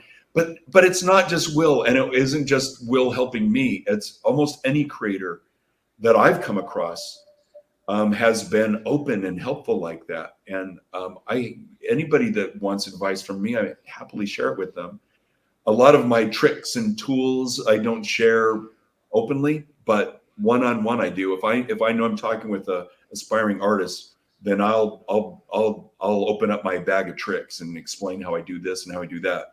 But a lot of times I like to keep that stuff. I remember seeing sorry how my brain jumps around, but I remember seeing a making of Star Wars thing on television, and they started explaining how the effects were done, like how the lightsabers were done and stuff. And as an aspiring filmmaker, cool. But as a fan, like, I didn't want to know that. oh right. I can relate to that. Yeah, or like magicians, when you learn how the trick is done, it's not so fun anymore. So it's kind of like that. But having worked in movies and television and music, I have a band. We've put out The Gear. We put out 2 albums. I've worked with Kevin Smith and Robert Rodriguez, and then my own experiences with my own movie and television productions. And I gotta say, comic books is where it's at. It's like one person can do everything. There's no other storytelling medium where you can do everything, with visuals. Like any author can write a book by themselves, of course, but you can't make a movie and play every character. Well, I guess you could. It'd be really complex. Yeah. But here's a medium that can be as intimate as possible, a visual storytelling medium that combines words and pictures, and to be able to create this happy place, and Laura and I to play in these escapist worlds. That's where I want to be. I love all pop culture, huge pop culture fiend, music, movies, TV. I love it all. But man, comic books, that's just the be all end all as far as I'm concerned. I don't think I could add anything to that. That was perfectly expressed. I've always felt that I wish other people that don't know about comic books, like my other friends, my non-nerd friends, I wish they could know what I know about how exciting different books can be. Like I get different excitement from Superman Space Age than I do a different excitement from Madman and from Batgirl, whatever. It's all a new experience, and it's all the writers and artists really stretching their muscles. I say to my viewers all the time that I think now is the golden age of comics, because you can have everything. God bless the Silver Age and the Golden Age. I grew up with the Silver Age, but everything being put out today is so different and so rich and so complex that Diverse. Sorry? And diverse. There's Yeah. any kind of story is available in comics. There's a comic book for anybody. It was Love and Rockets that told me that no, there are no rules. That here's these two, the first three brothers and then two, who told any kind of story they wanted with any kind of character that they wanted. And there were no rules, no boundaries. And from them, the success of independent comics, obviously I'm a big fan of Marvel and DC, and I love working in those worlds. But the fact that you can find any kind of story in this medium now is why it is the best of times. It may not be the best of times commercially, but the fact that any kind of story is being told in the comic book medium tells you that we have broken ground. We have knocked down those barriers. We have jumped those hurdles.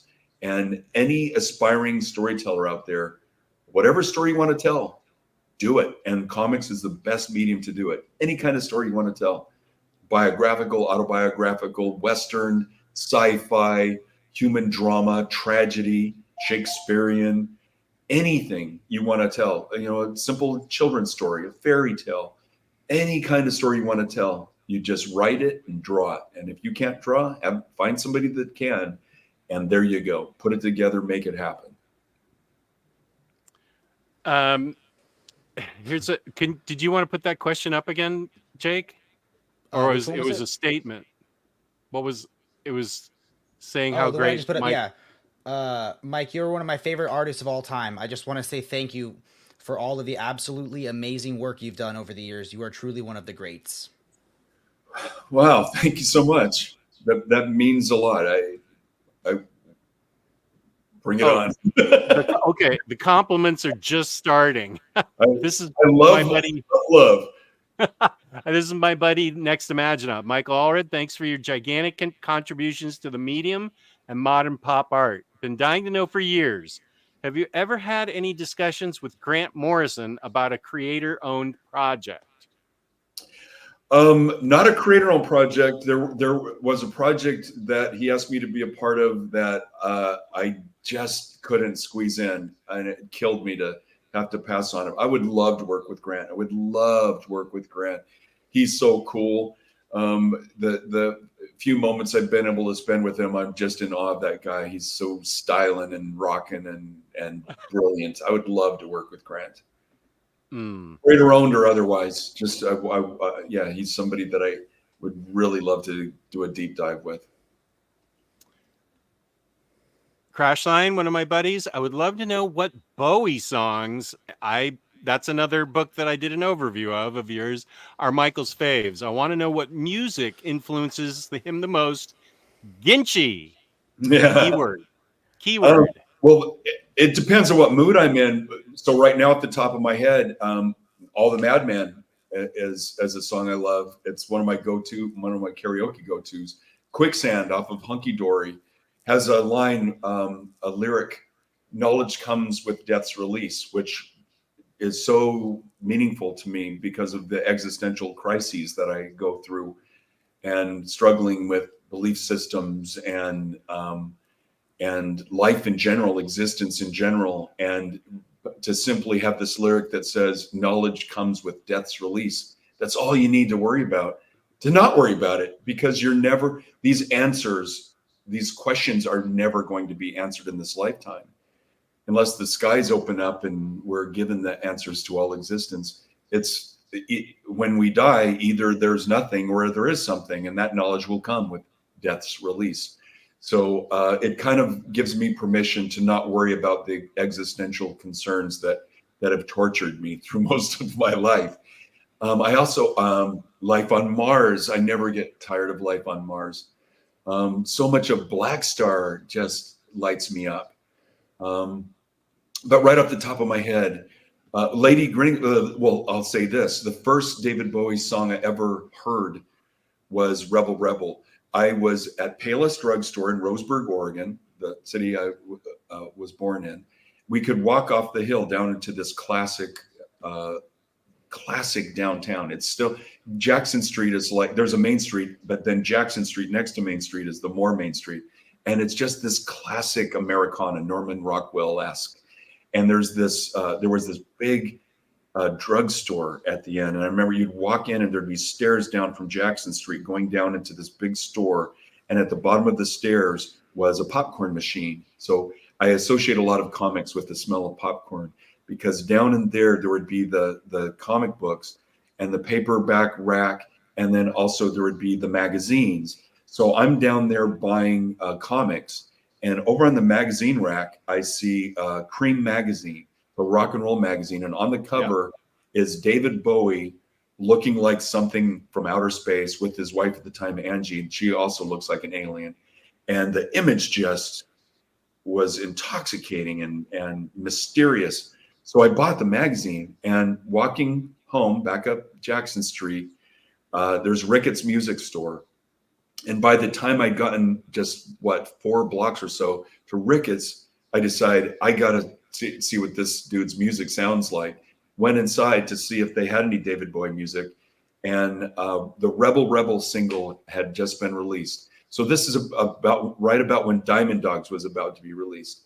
So right there was the 45 for Rebel Rebel. I take it home, blew me away. The single is very different from the album version. It's shorter and a little faster and has this weird multi-voice thing that's happening. This I didn't know that. Yeah, it's really, really cool.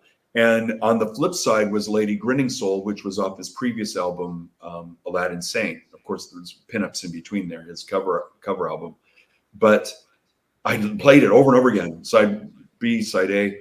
And Lady Grinning Soul was the sexiest thing I'd ever heard in my life. If you listen to Lady Grinning Soul, you'll know what I mean. It's so sexy. And keep in mind, I was just coming into puberty. And so it was like, yeah. And so then Diamond Dogs comes out. I picked that up, and this crazy Guy Pilliard cover where he's half human, half dog in this painterly thing. And Pilliard done a book called Rock Dreams, where he did these fantasy paintings of all these legendary, iconic rock stars, the Rolling Stones, the Beatles, and everybody's in there.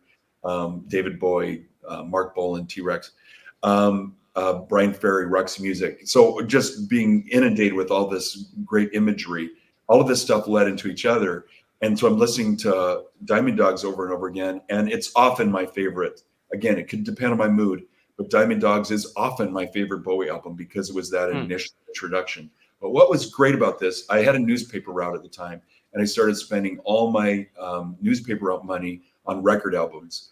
So in a very short period of time, I bought all of Bowie's previous albums. So Ziggy Stardust and Man Who Sold the World, and of course Space Oddity. It was a crash course, and that impact has never lost me, and why he's remains my favorite solo artist of all time, and never get tired of it. And this, obviously, I'm a little passionate about this, and it might explain why the Bowie book that we did means so much to us. But it all started because I was looking for comic books and found that Cream magazine, and I illustrate the Cream magazine cover in the Bowie graphic novel. So you'll see the cover that. Well, I remember Cream magazine. So I know. I think I'm a couple, maybe 2 or 3 years older than you, and so Ziggy Stardust was my album for my teenage years. That was the one that resonated with me. What an amazing idea. An alien rock star, an alien from another world. His whole persona then was about, because what he moved into the soul stuff, and it changed, but he looked so not of this world. So for a comic book fan, he's the perfect rock star to take you into these other worlds. And so he's the most visual artist ever. And not just the way he looked, but his lyrics. They put so much imagery into your mind. So few artists have ever done that for me. I can listen to so many Bowie songs and they all put images into my head. The Beatles do that for me. So many of my favorite artists, Mata Hoople, but Ben Bowie, just endlessly spewing these lyrics that would just take you to other places. And perfect transition to go from a kid buying comic books to then start building a record collection. I ate that stuff up. Yeah. And Stardust, man, oh man, what a perfect album. What a perfect album. Yeah, I wore. Okay, I'm sorry. You got to see this. Okay. You know the cover where he's in a phone booth? Yeah. Oh my gosh. Whoa. You have a phone booth in your house, and there's Bowie on the corner there. Yeah, Bowie is in the phone booth as a rebel starfighter. That's amazing. He's in one of my Star Wars fighter suits. So, yeah. That is amazing. Little extra sneak peek for you there. Oh, and you see, I'm a huge Marx Brothers fan. I have a giant bus shelter Marx Brothers poster there. But anyway, yeah, my tradition is to start every year with every Marx Brothers movie. Oh, that is a great tradition. Oh, I love them so much. Jake, what was the one you just put up? Oh, I thought this was a really nice comment. Mike and Laura's art and colors in Silver Surfer are my favorite of all time. The story is incredible, but it's made even more so because of the stylish and kick-ass art. That was my Marvel book of the year. It was my first year reading it because the reprint came out of the omnibus, and I cried like a baby by the end of it. I also cried. Yeah, I've heard people are moved by the end of Space Age too, but that was me. I cried at the end of this. And Silver Surfer. To be able to move people, what a gift. And obviously Dan Slott is a brilliant writer. Mark Russell's a brilliant writer. I've been able to work with the best writers. Worked with Neil Gaiman 3 times. Matt Fraction. Oh my gosh. I always tell myself not to start listing things because I'm always going to forget somebody, but I've worked Peter with Milligan, Chris Roberson. Yeah, I've just been so fortunate, and working with my big brother Lee. What a treat!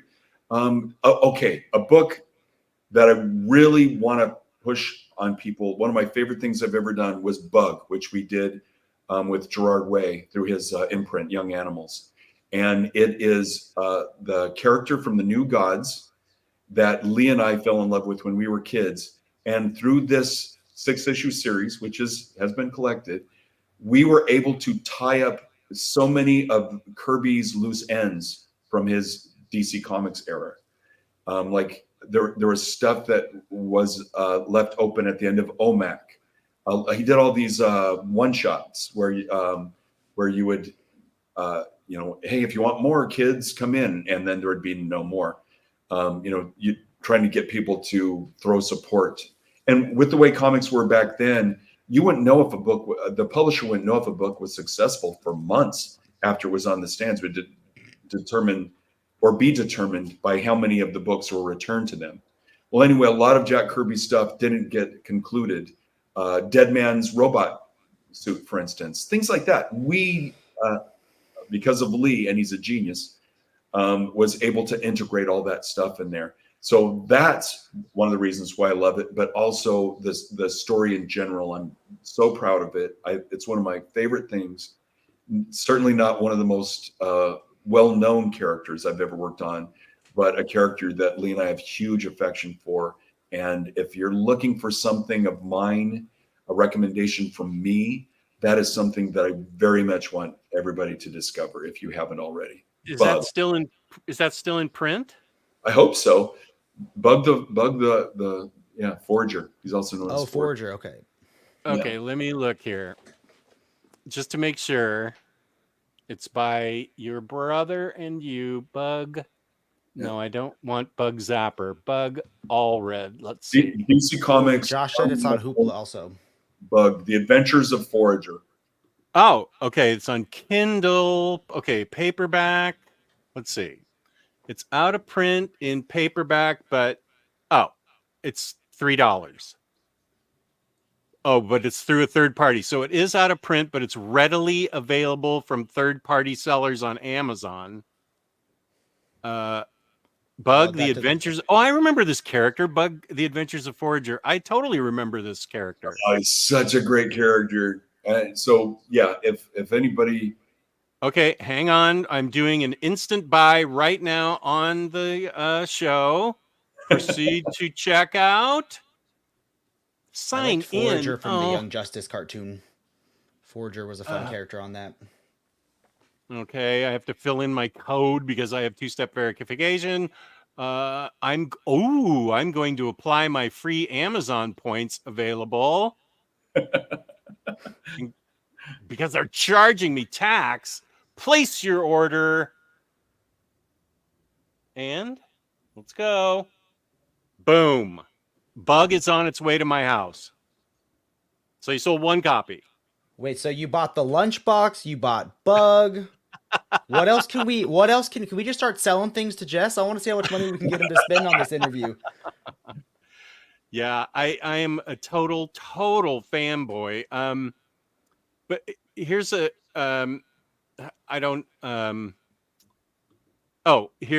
this is my review of Stardust, Ray Guns, and Moon Age Daydreams. Thank you for putting that up. Let's see. I'm kind of thinking this too. Is Mike the coolest human being alive? You've probably only told us 10% of your life right now, and the people you know and things. That's just your professional life and everything. And I feel like the existential crises you go through, I have read about them, but I feel like we would spend half an hour on that. That is extremely interesting to me. You'll learn way more than you want to when my son's. Hey, Laura. You're not on the air. Oh, hello. Sorry, you're on the air. Do you want to? We got her. We got her. You're in here. Do you want to? Here's my favorite human being that ever lived right here. Oh. This is my question. Okay, so peace and love to Laura. Let's give her some hearts. There we go. Look at this. Isn't that wild? That's great. What's this? Come on. It's not going. I think you need to put your hands closer. There we go. Is it the other? There you go. Crazy. Who's doing that? We are. You guys. You can do it too. You do these hand signals. Okay, watch this. 2 is confetti. 1 is balloons. 2 is confetti. This is rain, I think. Look at that. See how much fun we're having? I can just imagine that made some business meeting so awkward someday. Like a bunch of corporate laptops got updated and they didn't know. You just scored a major coup here. Like she will not. Okay, bye. Oh damn it! I was going to ask her a question. She's the interesting one. She's the one you want to talk to. Yeah, right. Can you yell to her what we talked about it before in the pre-show, but with my wife, but everybody is interested in what the secret is. You've been married 41 years? since 81. 42 years. Okay. That's the year I graduated from No, college. actually, we don't count our wedding. We met October 22nd, 1980. That's Okay. we've been inseparable ever since, from the moment we met. And so our wedding actually almost broke us up. So we don't count that. Our anniversary is October 22nd, 1980. So do the math. 20, almost 20. We're coming on 44 years. Like I said, math is not my strong point. Trying to count our totally forgiven for that. But the chat and Jake and my wife, you both work so closely together, and I didn't know you were colorblind until sorry? Color deficient. I have a hard time telling some colors apart. So I'll have to, I'm constantly having to relearn what a color is. And so whatever's in front of me, when I learn what the color is, my brain kind of clicks in and I'll learn the color. So I'm a huge fan of Technicolor movies. I love the look of that old super bright with super dark shadows. Like I love the black with the white. And so I fully appreciate colors. I just have a hard time telling them apart at times, and I'm constantly relearn them. So it is technically color blindness, but not complete like black and white color blindness. Yeah. But having the greatest colorist that ever living in my house, it makes things very convenient. So convenient, yes. You've been inseparable for 44 years, and you also work closely together. I'm assuming you will draw something, you'll finish it up, and then you walk it over to Laura, or how? And you both have separate studios. Who has the cooler studio? You. I love my studio. We had a movie theater in Laura's studio, and she hated it. So I got to move it into my studio. So it's, your studio has a movie theater and your studio? Yeah, it's like tiers of rows of movie seats. And then the back row of the movie theater is where my drawing table is. So I work from the back row of this movie theater. And then there to the side of it, to the right of the screen, is where our stage is. So it's a performance stage. And then of course my toys are in there and everything. It's a complete geek fest in my studio. But when we bought the house we're in now, it was just a small square of a house, and it was the most affordable house. We wanted to live above the university. I've always loved this neighborhood. All the kids were gone. It was just me. Yes, we thought we could downsize into it. And then when we were here, we both shared, the living room became both of our studio. And it was just way too cramped for us, especially when she doesn't want to watch the same movies or listen to the same music at the same time. And so I like it dark. and she likes it dark because she doesn't want to glare on her screen. I like it bright because I'm working on, paper. So we added on to the house and built this dream studio for me, and added on the other part of the house for a dream studio for Laura, which is what you get a little glimpse of behind me now. And so we each have our own perfect, idealized, custom studio space. And so then we typically will have our meals together, we'll watch a movie together, and then get back to work. Also, we had a break-in in our house several years ago, and all of our electronics were stolen. I had like crazy valuable comics out on a spinner rack, original art on the wall that was, you can't even put a price on some of it. None of that was touched, just our computers and things like that. But Laura had to rebuild her palettes and all the computer stuff that she does. But what it did to me was it messed up my head. We were actually, the house was being built on.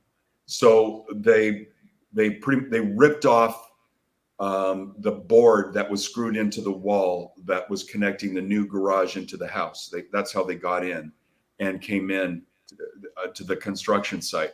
We were in Phoenix. Our daughter was having her first daughter. Our daughter was having her first daughter, our first granddaughter, and they've since moved back and are actually within walking distance of us now. But then we had to go to, and when we came back, we pulled up and our electrician was outside. No, it was the electrician. And the police were there, and the electrician says, you had a break-in. And we came inside and just saw that all the stuff that was taken, and out back where they snuck out off the hill where they couldn't be seen as well, they had stacked up other stuff that they didn't have the opportunity to steal yet. Long story short, it messed with my head to where I just became a security fiend. Multiple layers of security cameras, and like it's not just one system, it's multiple systems, and like Ring cameras and all kinds of fail safes. But also it turned me into a night watchman. And so now I work through the night, and then Laura gets up. So there's always somebody awake. It really messed with my head, and like just constantly, because also around the same time, a neighbor of ours had their security footage was on the news, and there was on the news they showed a guy creeping up the stairs with a knife in his hand, and just like 3 houses down from us. I thought there was a low body count in Eugene. Nobody's been murdered. Oh. But yeah, there was a string of break-ins, and but to see this guy creeping around in their house with a knife, and that's it's terrifying. important to keep in mind our son just barely missed the thieves. He had come over to check the house, left, and that's when they broke in. So he was probably within an hour of running into whoever did this. And anybody that's experienced this knows the violation that you feel. It like you again, when I was a kid, we never locked our door. It was one of those stupid things that you hear all the time. We never locked our door. We had that false sense of security that it'll never happen to us. Well, it did happen to us. And you think of what could have happened, who could have been hurt. And that, again, somebody doing this, somebody feeling like that's something they need to do, is to take away somebody's sense of security and steal their belongings. So yeah, it turned me into a night watchman, and so I keep vampire hours, and then I go to my crypt at sunrise. And I appreciate that you're with us. Oh, I guess it's only 5 o'clock your time, so you're ready to work into the night. Yeah, my work would be typically ramping up about right now. Like I do all my run around busy work, and then about then I start ramping up, and it's really good in that there are no distractions. Working through the night, I can completely focus, and but then we have the quality time in our movie nights and stuff. So I look forward to that when we spend that kind of time together. And so that's why we're still together. So there's no actual secret. It's just that you love being with your creative partner, who also happens to be your life partner. Yeah. Yeah, no, most of our kids are within walking distance of us. We're very close. We will do a Family Friday where our other nerd friends come over, and we'll have a meal and play pinball or karaoke. All those 12,000 other creators that live near you. You said pinball. I had a pinball machine in my old house that we moved out from a year ago. And it kind of broke my heart to sell it, but I knew there wasn't room here for it. It was a Star Trek machine, and it was a boss. It had the original actors from the original show. It had William Shatner. It had Scotty. It had Spock's voice, Dr. McCoy's voice. Whenever the ball went in and you'd die, you'd get He's dead, Jim, from Dr. McCoy. Actually, I wonder. Let me see if I can just show that. I think I. Okay, wait. Because I hit the wrong button. I heard from my red coat turncoat friend that you liked pinball machines, and he said, "Tell Mike that you like pinball machines, and he'll be your friend forever." So, yeah, one of our best buds is that they have championships, and there I am. Our buddy Brandon, right on, is took 8th in state in the whole state of Oregon. He took 8th in the last championships, and so our machines are always in perfect form. How many do you have in this museum that you live in? We have 4. How many do you have? Oh, good. How many do we have?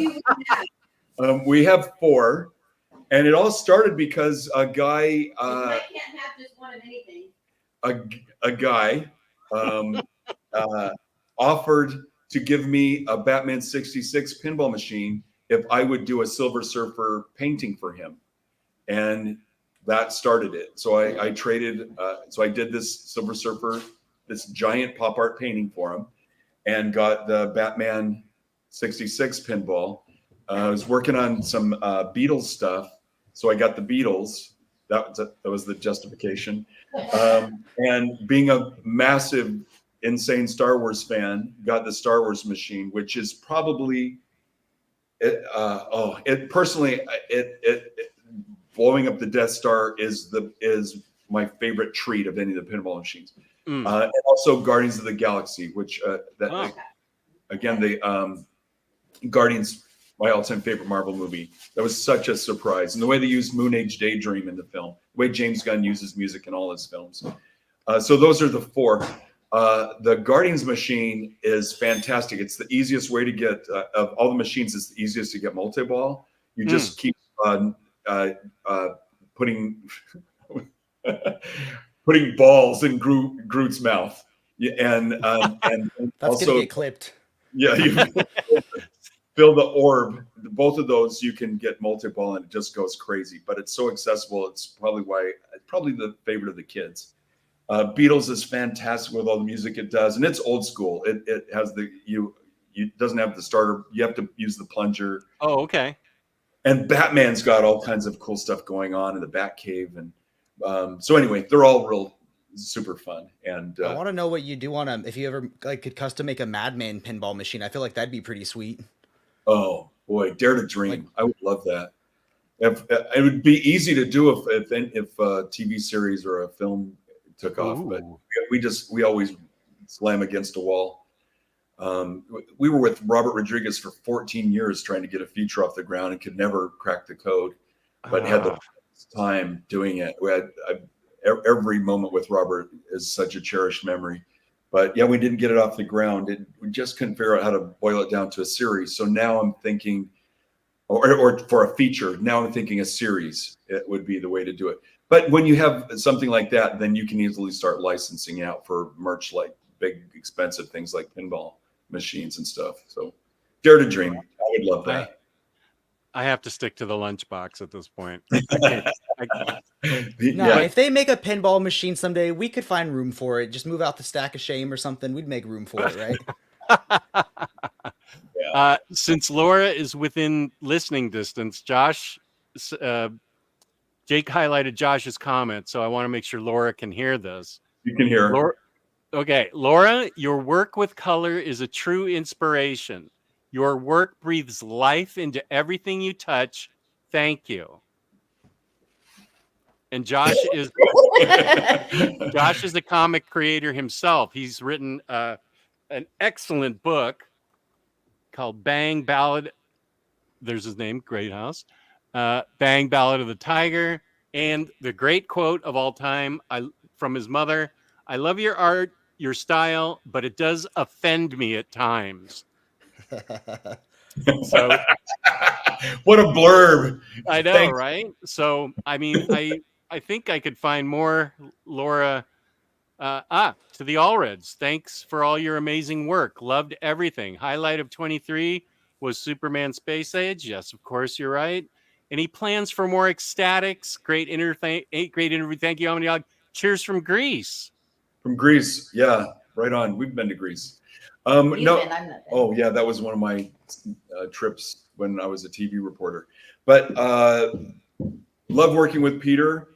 If you look to see how long it took for us to do the last issue of Ecstatics to the first issue of The Excellent, that's probably how long it will take for our planets to line up again.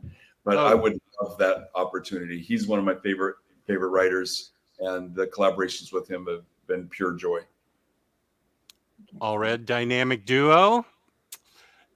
Jess, do you have X-Ray Robot? Yes, I do. I read it today just in case it came up, and it just came up. And that's in volume 6 of the Madman Library. Oh, good. That's good to know.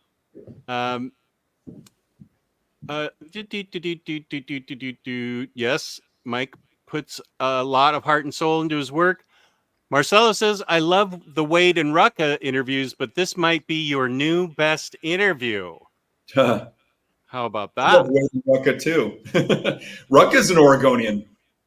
When we had, yes, I remember that because he told us that Portland and Seattle have a fierce rivalry regarding soccer, and it's very real and can get ugly.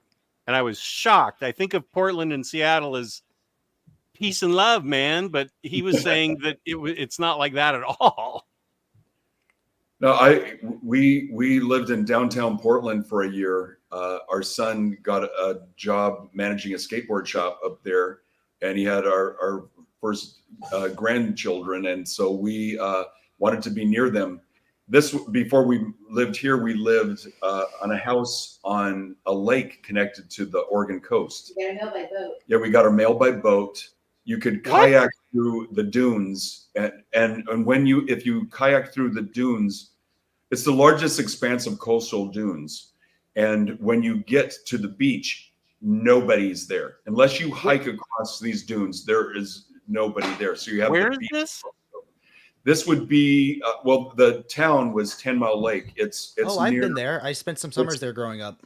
Okay, it's north of Coos Bay, south of Florence. Yeah. And Is this Oregon? Yeah, this is Oregon. Because it sounds like heaven.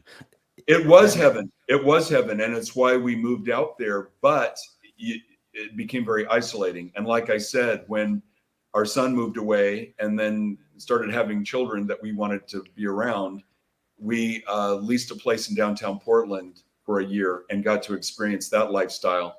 And so when we went back to the coast, we realized, no, we need to be back in town again. We need it was a walkable lifestyle if you want to just hike or kayak, so moving back to town became our priority. And then he moved down to Eugene, and then everybody else moved to Eugene, and we lived in Eugene before. So we moved back to the same hill we used to live on before we moved to the coast.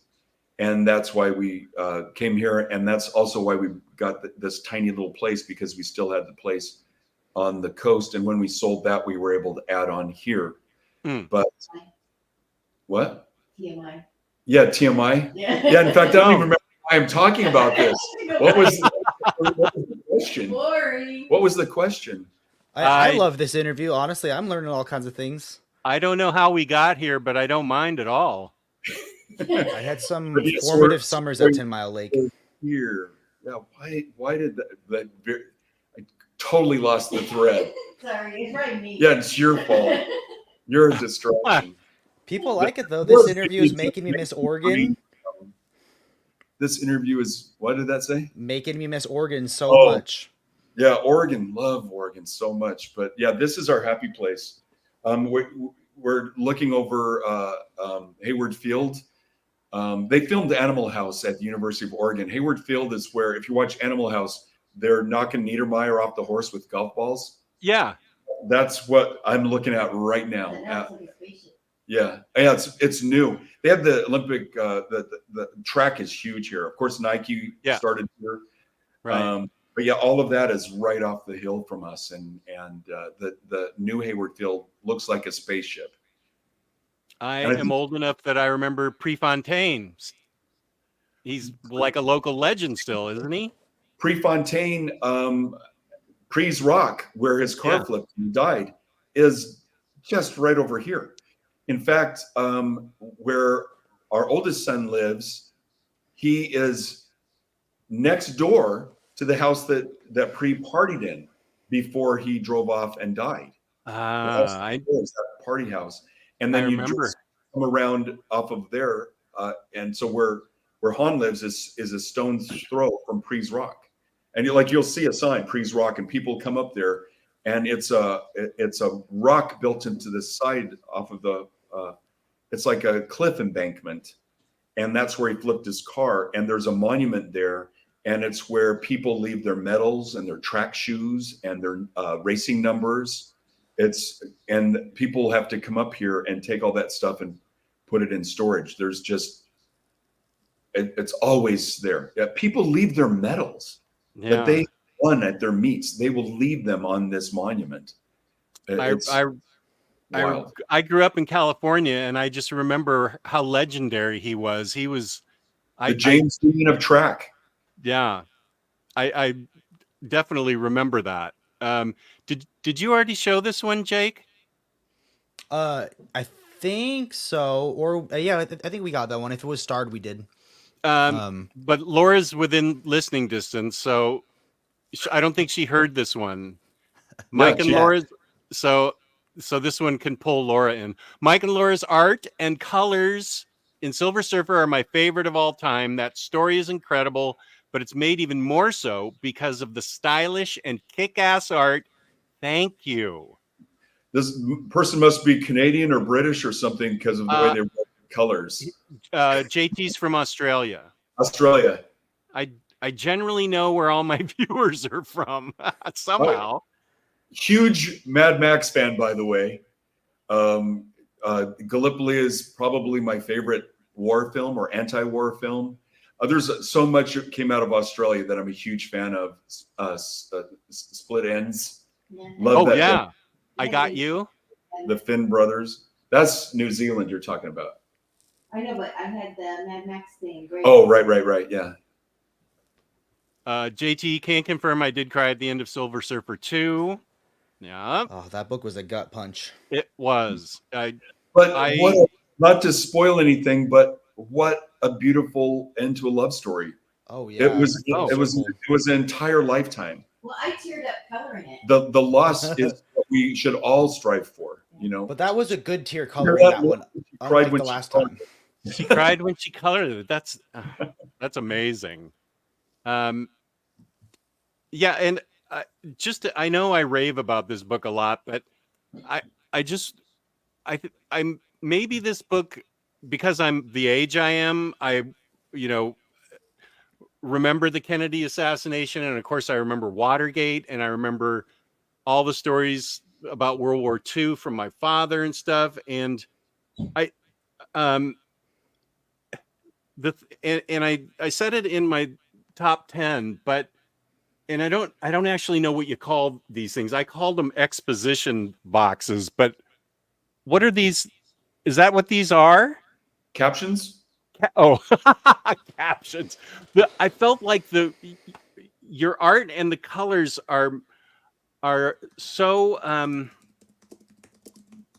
they feel so real to me, even though they're stylized, if that makes sense, because of the content and because of the fact and segregation and civil rights and things like that. And the captions are what got me about living life. I don't think, if people overlook this book, I don't think they're really glomming on to the caption boxes, because that's where those stories from World War II and the beginning about living your life and sticking your hand above water just to say I'm here. As someone, I said I suffer from chronic pain, and that can lead to depression. And So sometimes I don't have good days. And when I say sometimes, I mean a lot of times. But it really moved me that this book was like a lesson in life. And the very end was so heroic to me. And how he lived his life. You know, I don't get inspiration from a lot of things, but I genuinely felt inspired by this book.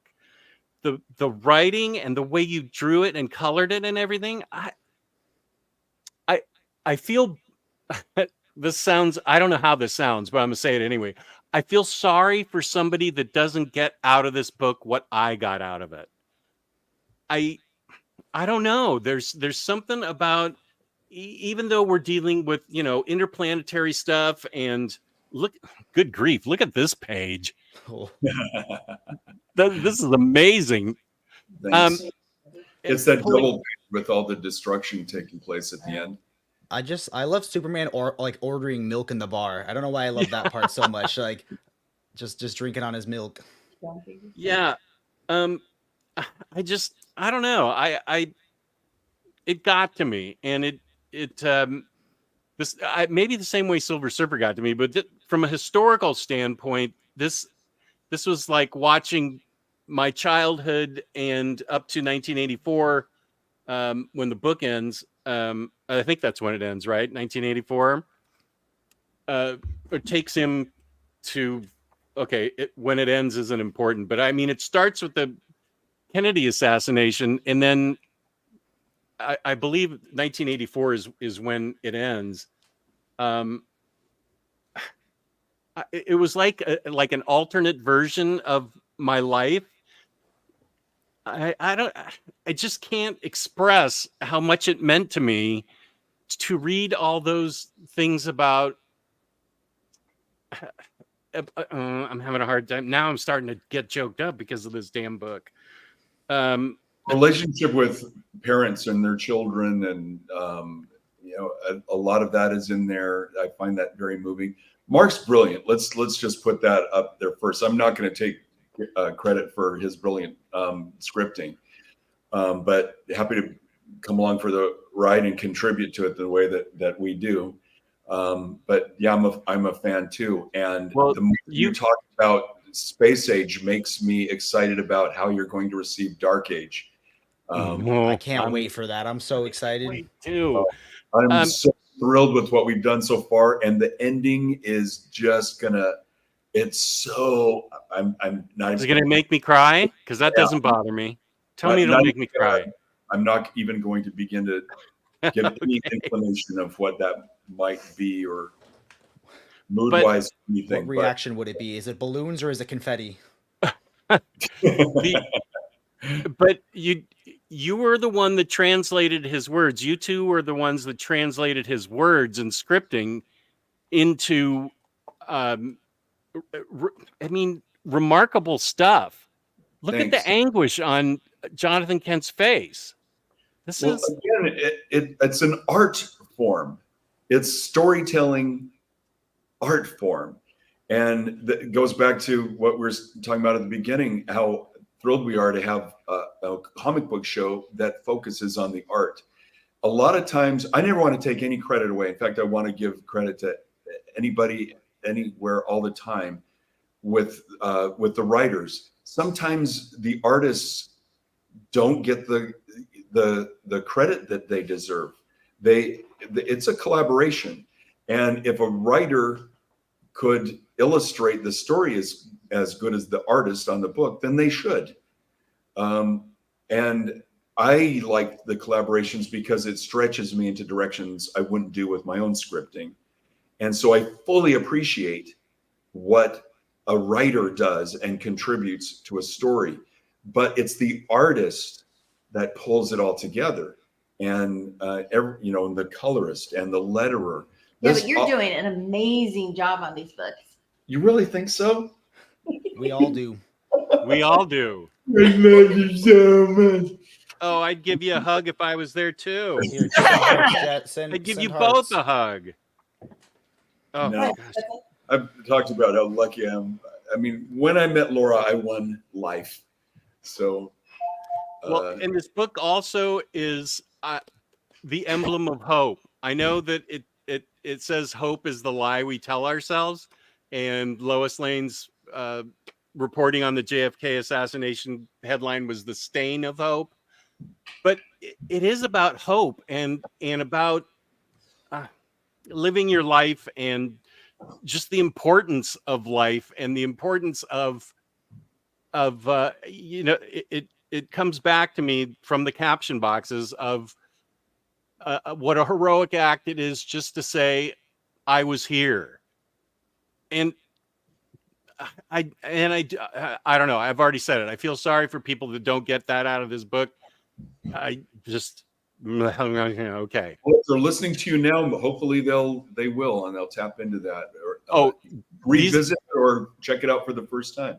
These guys know. I've been talking about it for a while. Well, huge honor for you to pick it your favorite of the year. Oh, well, you're very kind to say that. I told Mark immediately. I sent him the link, and Brittany, our editor. So we were all hugely flattered that you felt that strongly about it. You told Mark Russell about that? Oh, absolutely. That's going in his diary today. Yeah, there we go. Fireworks. Hey, how'd you make fireworks go off? Two Is thumbs. it 2 thumbs up? 2 thumbs. Yeah. Wow. Mark Russell knows I'm here. Raising my hand above water. Your and here's report's right, and you can do an interview with him, I'm sure. How could I do that? You would have to arrange that. I'll hook you up. Buddy. I like it already. As soon as we're done here, I'll send him your email. Oh my gosh. Okay. So now I'm no big deal anymore. It's all about Mark. No, stop. We have gone so long and pulled so much information out of you that I kind of feel I'm starting to feel bad that I've kept you this long, but I also find it there's nothing more to be said. You've got my entire life here. No, I don't know that I want to touch that one just yet. That sounds okay. Captions. You can check the start. I starred some of the good ones. Oh, you did? Okay. Are there any recent ones? I'll unstart. There has been a lot of recent ones. There's Reed Chancellor is also a creator who self-publishes. Any chance we will get his work is really good. Yeah. Any chance we get more nonfiction work from you, Mr. Allred? I think he meant to say, oh, he did, sir. Did I mention Ben Saunders, the who curates the museum exhibits? I discussed him, right? He's a professor here at the University of Oregon. I think you did bring him up earlier, but okay. Well, he and I are working on. It's the exact same format of the Bowie book, another musical project. I can't say who it is yet, but I can say that I hand lettered this as well, like I did the Bowie book, and it is completely. A third of it is completely done, colors and everything.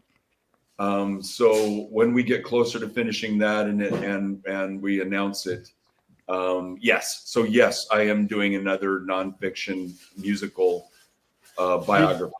Did you leave Professor Ben Saunders? He's my collaborator on this. Okay. Did you leave a clue somewhere, perhaps, as to what you're working on? Because you did. You did. Okay. I'm not going to say what it is because you don't want me to, but it is out there what you're working on. I'll text it to you. I don't have my phone with me. I'll text it to you. Okay. Well, again, but I'm excited for it. I'm not going to say it because I'm best friends with the Allreds now. I respect the process. I'm hugely excited for it. We're probably a year away from announcing it. Okay. Yeah. Um, Because it is a spare time project. Right now, my absolute top priority is Batman Dark Age. woohoo! And especially because that's been announced, and the first issue is March. So now when you get a schedule like that, then there's no playing around. You got to focus and plow away. You just keep going. I've been trying to guess what the third one is, and I have come up with no good guesses. So I can't wait to see that whole Yeah. trilogy. I'll text you. I don't have, for some reason, I don't have my phone on me for the first time in my life. Those things didn't even exist 20 years ago, and now I can't live without this stupid thing. Cycle saying that Mark's house is probably not nearly as cool as yours. It's pretty cool. Yeah, he and his wife Amy, they're down here quite a bit. They live in Portland, but they come to our Halloween party and New Year's party and Family Fridays, and yeah. Oh, and I need to send you a link to the full Redcoat Turncoat animation. Since we're such close friends now.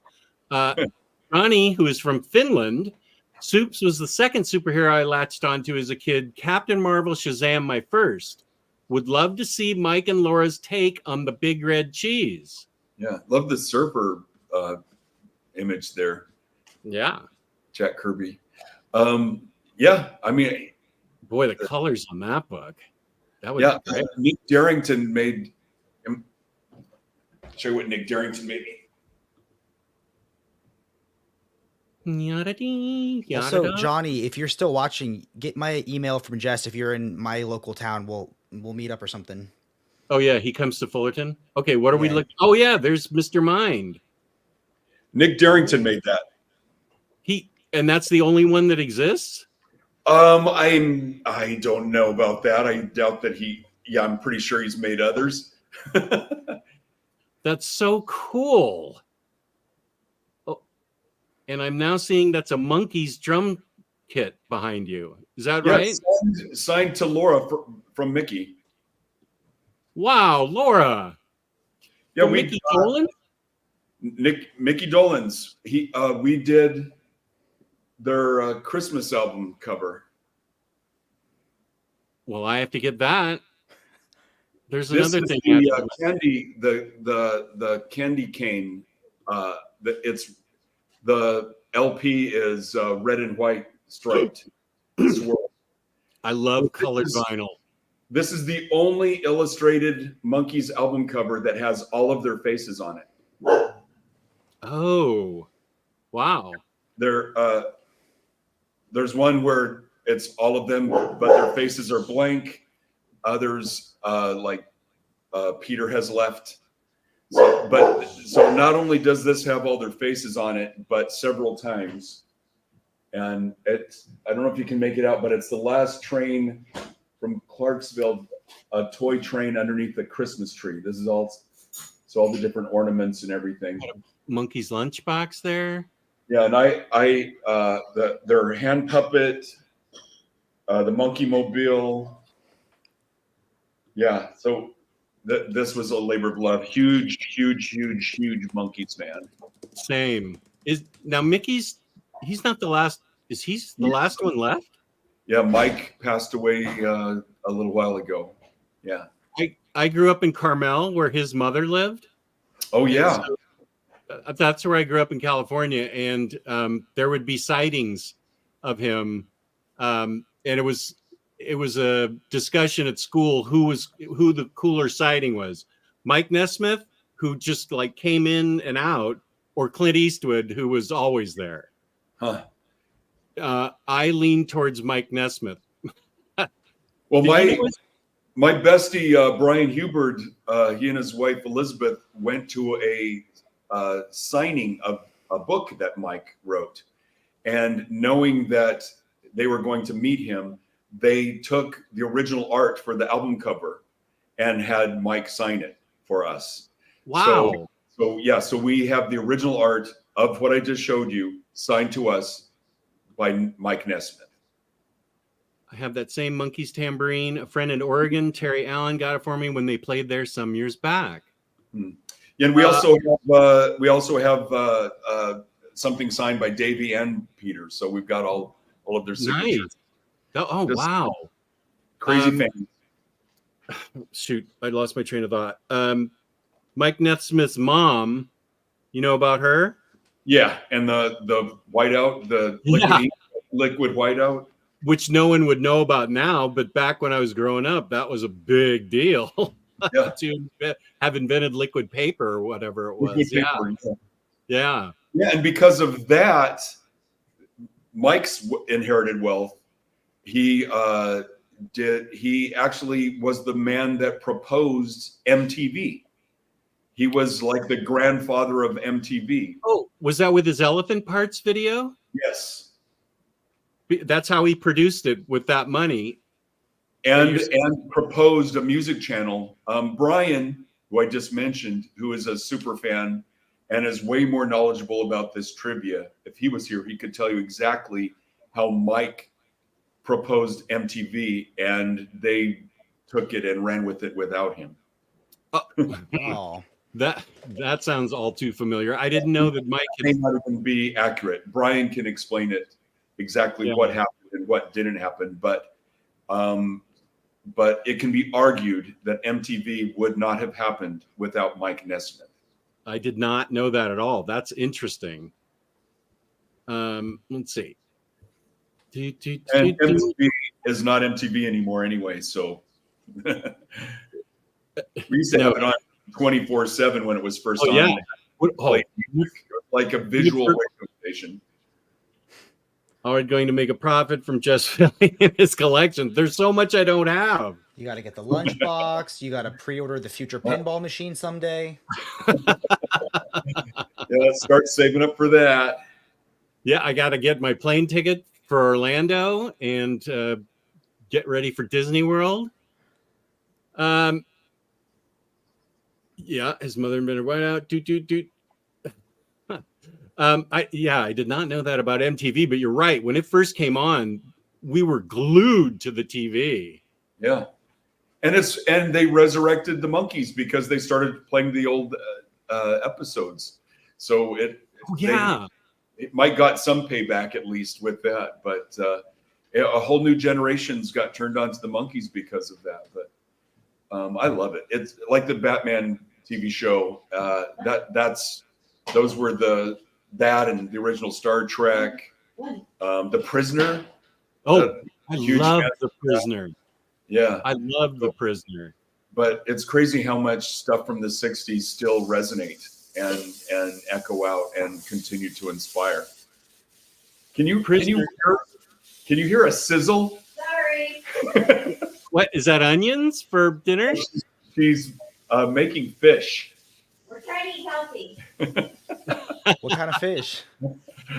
The Prisoner music was so great, and just I never got tired. That was one of the first things I ever got back in the days of VHS. But that was one of the first things I ever got, and I remember that big bubble used to scare the heck out of me as a kid. Rover. Oh, I had nightmares about it. It wasn't until years later that I saw the show and realized that I must have seen it. So I had nightmares about Rover, this big white ball that would absorb people. And I would have nightmares about it. And then years later, I saw the TV show and realized that I must have caught a glimpse of it. Maybe my parents were watching it and I saw it and they chased me out of the room. But it was an epiphany that's where that nightmare had come from. That's how terrible. Oh, okay. You hadn't realized it. Yeah, Jake, this was a show. The people were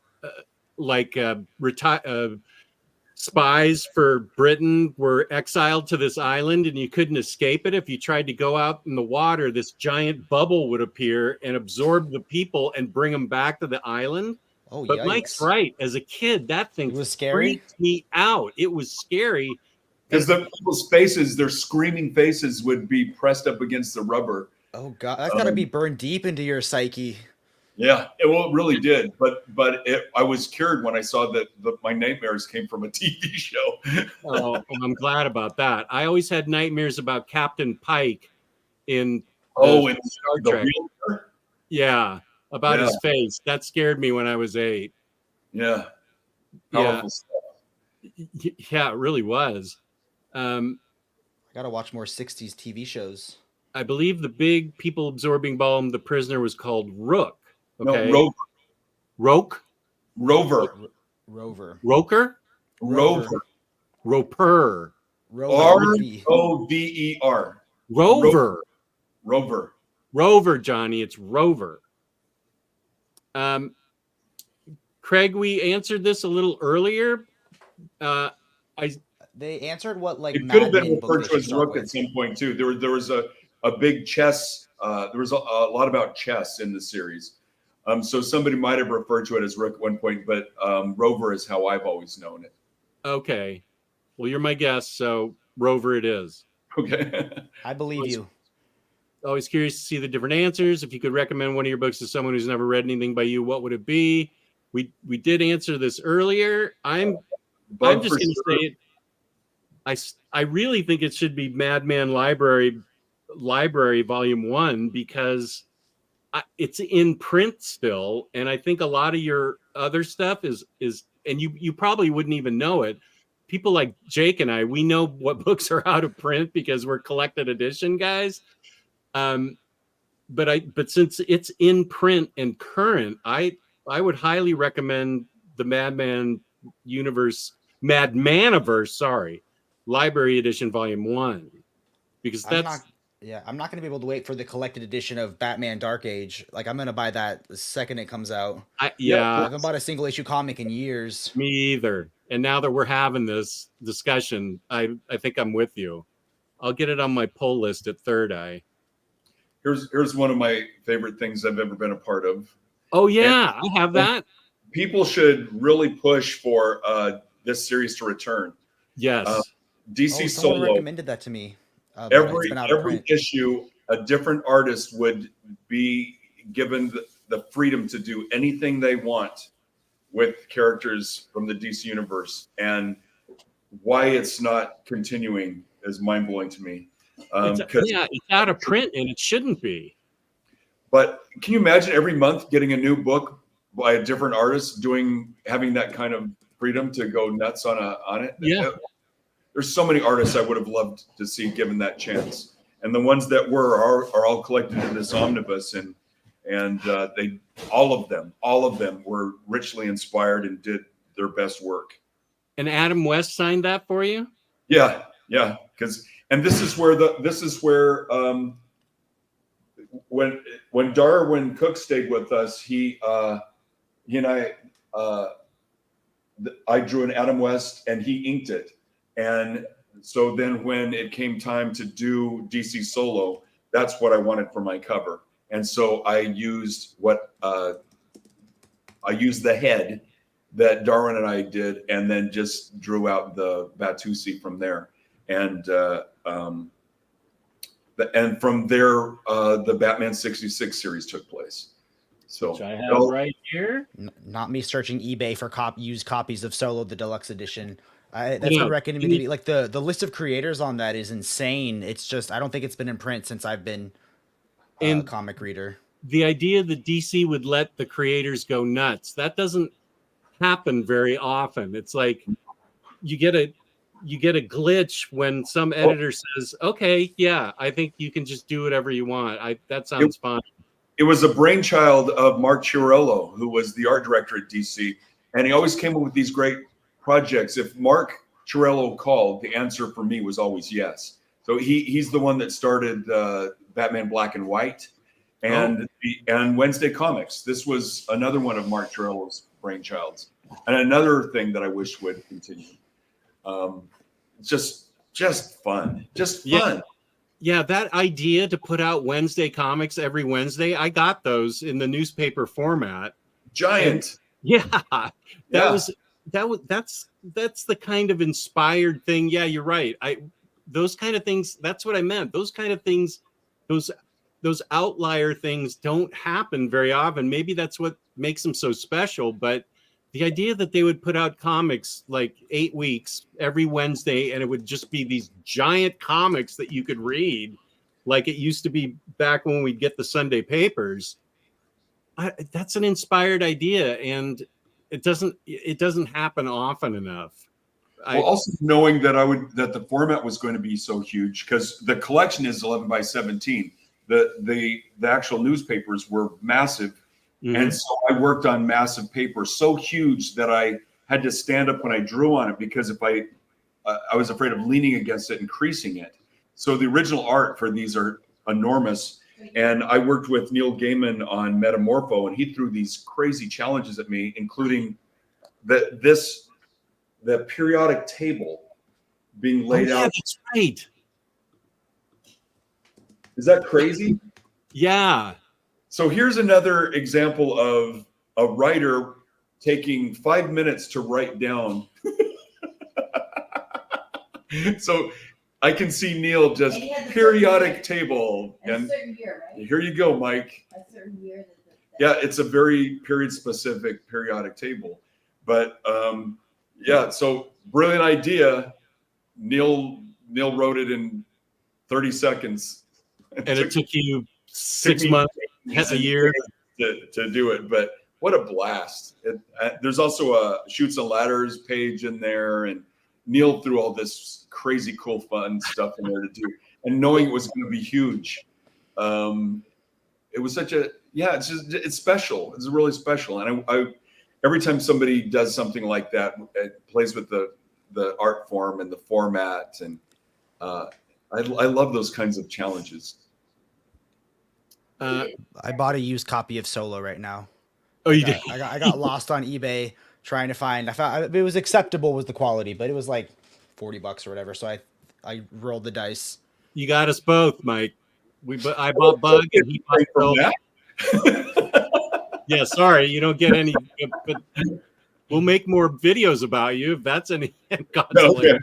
No, seriously, I anybody that wants to discover our art, please. I'm so grateful.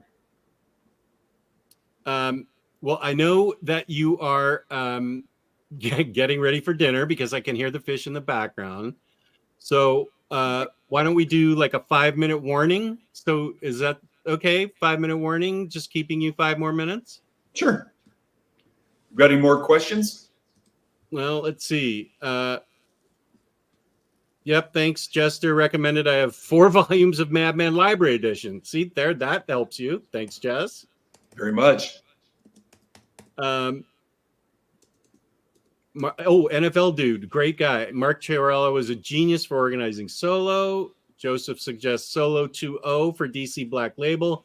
I have a question about the Comic-Con you're going to, not Comic-Con, I'm sorry, the Original Art Expo.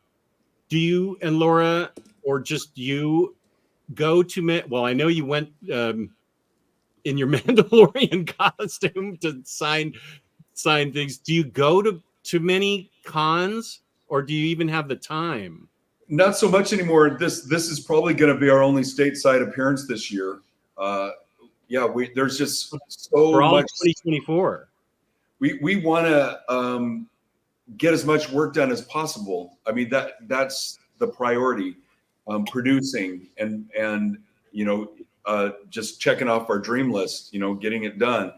And shows where love meeting the folks that make the dream happen, but it is enormously distracting. It's in that before traveling, and the prepping, the even just the packing. What are we going to take? Just simple things like that. You don't leave it out. You lose several days even before you leave. There's the event itself, and then getting back in that creative space when you get back. So it is a huge detour to go out and about like that. So love comic book shows, love getting out there and meeting and talking with folks. And but it is a huge time commitment that does take away from our productivity. Yeah. And because of that, we just end up doing fewer and fewer appearances. So, and this one was just too special to pass on. It's so unique, and the way it focuses on the art and the artists. This was something I definitely wanted to support, and why I'm preaching it out is here. I really want it to be successful, so there are more of those. I think we got a couple of foreign appearances this year that haven't been locked in yet, but it's very likely that Orlando will be our only stateside appearance for 2024. Okay. I know my wife's watching this, so sweetie, I may be going to Orlando for research purposes to see if Disney World is just a bonus. Yeah. I want to highlight this comment from a buddy of mine, Jordan. He said, Jake, can you tell Michael that I've been a big fan of his for a while, and his work on Silver Surfer is one of my favorites. I think his first Omni ever was iZombie, so he's been a fan of yours for a while. Hold it steady there. It'll cut. There it is. Thanks, Mike. Really appreciate it. Is that the best part of this interview, that we taught you how to use gosh, this has opened up a whole new world. I went for years and years avoiding this, and now it's all I can do. And now it's all love and balloons. How did you do the fireworks again? Is fireworks 2 thumbs up? I think it's 2 thumbs up. Yeah. But if we go to Orlando, it's real fireworks at Disney World. We wouldn't need to use the virtual ones. That's right. Plus, I heard someone mention earlier a back massage Laser show on Space Mountain. Oh yeah, wait, who's getting a back massage? I forgot about that. I heard someone mention a back massage on Space Mountain, so I feel like we got to make Orlando happen. Plus, I like Disney World Space Mountain better than Disneyland Space Mountain. It has more, because it has more of like a traditional coaster feel, and it's like a single rider versus a double rider. It's got more oomph. Well, okay. I always lose my coin change on Space Mountain. Yeah, well, it's going to be fun to compare. Again, we know Disneyland like the back of our hand, and Disney World, a whole new experience. So to compare the two is something we're really looking forward to. I love Disney World. When you talked earlier, I was going to say, when you talked earlier about like watching the Star Wars behind the scenes thing, where like it was cool to see it as a filmmaker, but as a fan, you was rooting the magic. That's me going to Disneyland with my wife, because I'll go on a ride and she'll be like, "This is the science behind that, how that effect is done," because she worked there for 5 years, and I'm like, I don't want to hear it. Well, this has been awesome having you on, and we got at least probably a minute of Laura on, which is pretty remarkable. When you think about the most camera time since Comics Experience. If people want to see her in a 2-hour interview looking completely uncomfortable in San Francisco, then check out Comics Experience with Brian Hibbs. And that's her, myself, and my brother Lee talking about the Bug book, which I really want to turn people onto. So they should check out Bug, check out Solo. We check out Lunchboxes on BBTS. Oh my God. I mean, there's so many things that I need to get. Is that the list of things to check out, or the list of things you bought during this interview? Best Christmas album of all time, the Monkees. Oh, yeah. I still have to get that. Yeah. Here's a Gear CD with the I don't have that one. I have the other one. The images change in the window. Oh, that's so cool. Oh, what's that one called? This is Left of Center of the Universe, and then here's the first one, which that's the one I have. 7 project. Yeah, that's the one I have. Here it already is. From James, the super producer, Comics Experience, Bug, the Adventures Forwarder with Mike, Laura, and Lee Allred. There it is. Nice, James. I can't tell you how much I appreciate this. This is just, I could talk to you forever. All your experiences, everything. You are the nicest guy, and she was the minute and a half that I talked to her. She's the nicest woman. This has just been a great experience, and I thank you so much. I know everybody appreciated your time here. The chat, everybody's a big fan of yours, and I appreciate the chat hanging in there. I know we couldn't get to many of your questions, but you guys are always great. Check out the Orlando Art Expo. I have the link in my description where you can see the fabulous Mike and Laura Allred. January. Is this only, well, it starts January 26th, but is this only live, or will people be able to do comments on this? They can watch it afterwards and comment and stuff. So if anybody had questions that weren't answered, if you put them in the comments, I'll try to answer them for you. Wow, look at that. Wow. I just bought 7 Mike Allred books. Thanks, Jess. There we go. I know I'm going to try to talk my wife into letting me buy some more Mad Men library editions because I only got volume 1. Okay, I don't want this to end, but I know you have to go eat dinner. Thank you for letting me be a part of this. This was an honor to talk to you, man. I'm such a big fan. This was such a cool experience. Yeah, and then the hearts. Hearts new toys. Yeah, this will be as soon as this is over, it'll just be in my library, and you'll be able people will be able to ask questions if you want to go to it. Yeah, please feel free. I appreciate all your time. This has just been wonderful, and I wish you nothing but success. What do I need to buy here? This is the Marvel Art of Conan. I was talking about what a huge inspiration Barry Smith's Conan was. And it's a story. I write the outro in this. And it explains why Barry Smith was instrumental to my development as a comic book artist. Okay. There's another thing I have to buy. Thank you very little. Okay. That's one of Conan is actually one of the things I have. It's on my wish list. I think a question I'm often asked is, what would you like to work on that you haven't? Well, Conan is definitely that. I definitely want to do Conan. I have a coworker with a massive Conan the Barbarian statue on his desk, and he's constantly showing me old images of Barry Windsor Smith's art, and it just looked amazing. Oh, I eat it up. I'd really love to do a young Conan series. Oh, that sounds great. Okay. It's out there in the universe now. Good. Let's see what happens. You're gonna see Conan meet Peter Pan. Conan and Peter Pan. Thank you to the chat. Thank you to the Allreds. Thank you to Jake for joining. This has been Thank you for having me. Joy to be with you, and thank you so much. I appreciate all of your time. You are a great guy. Your wife's a great woman. Peace and love. Peace and love to my viewers out there. We all appreciate you. Peace and love. Peace and love. And I will use my intro to play us out. Thank you for tuning in, and thank you for being such a great guest. Y'all really come back now. You hear? Where's my theme? Okay, there it is. Now I can.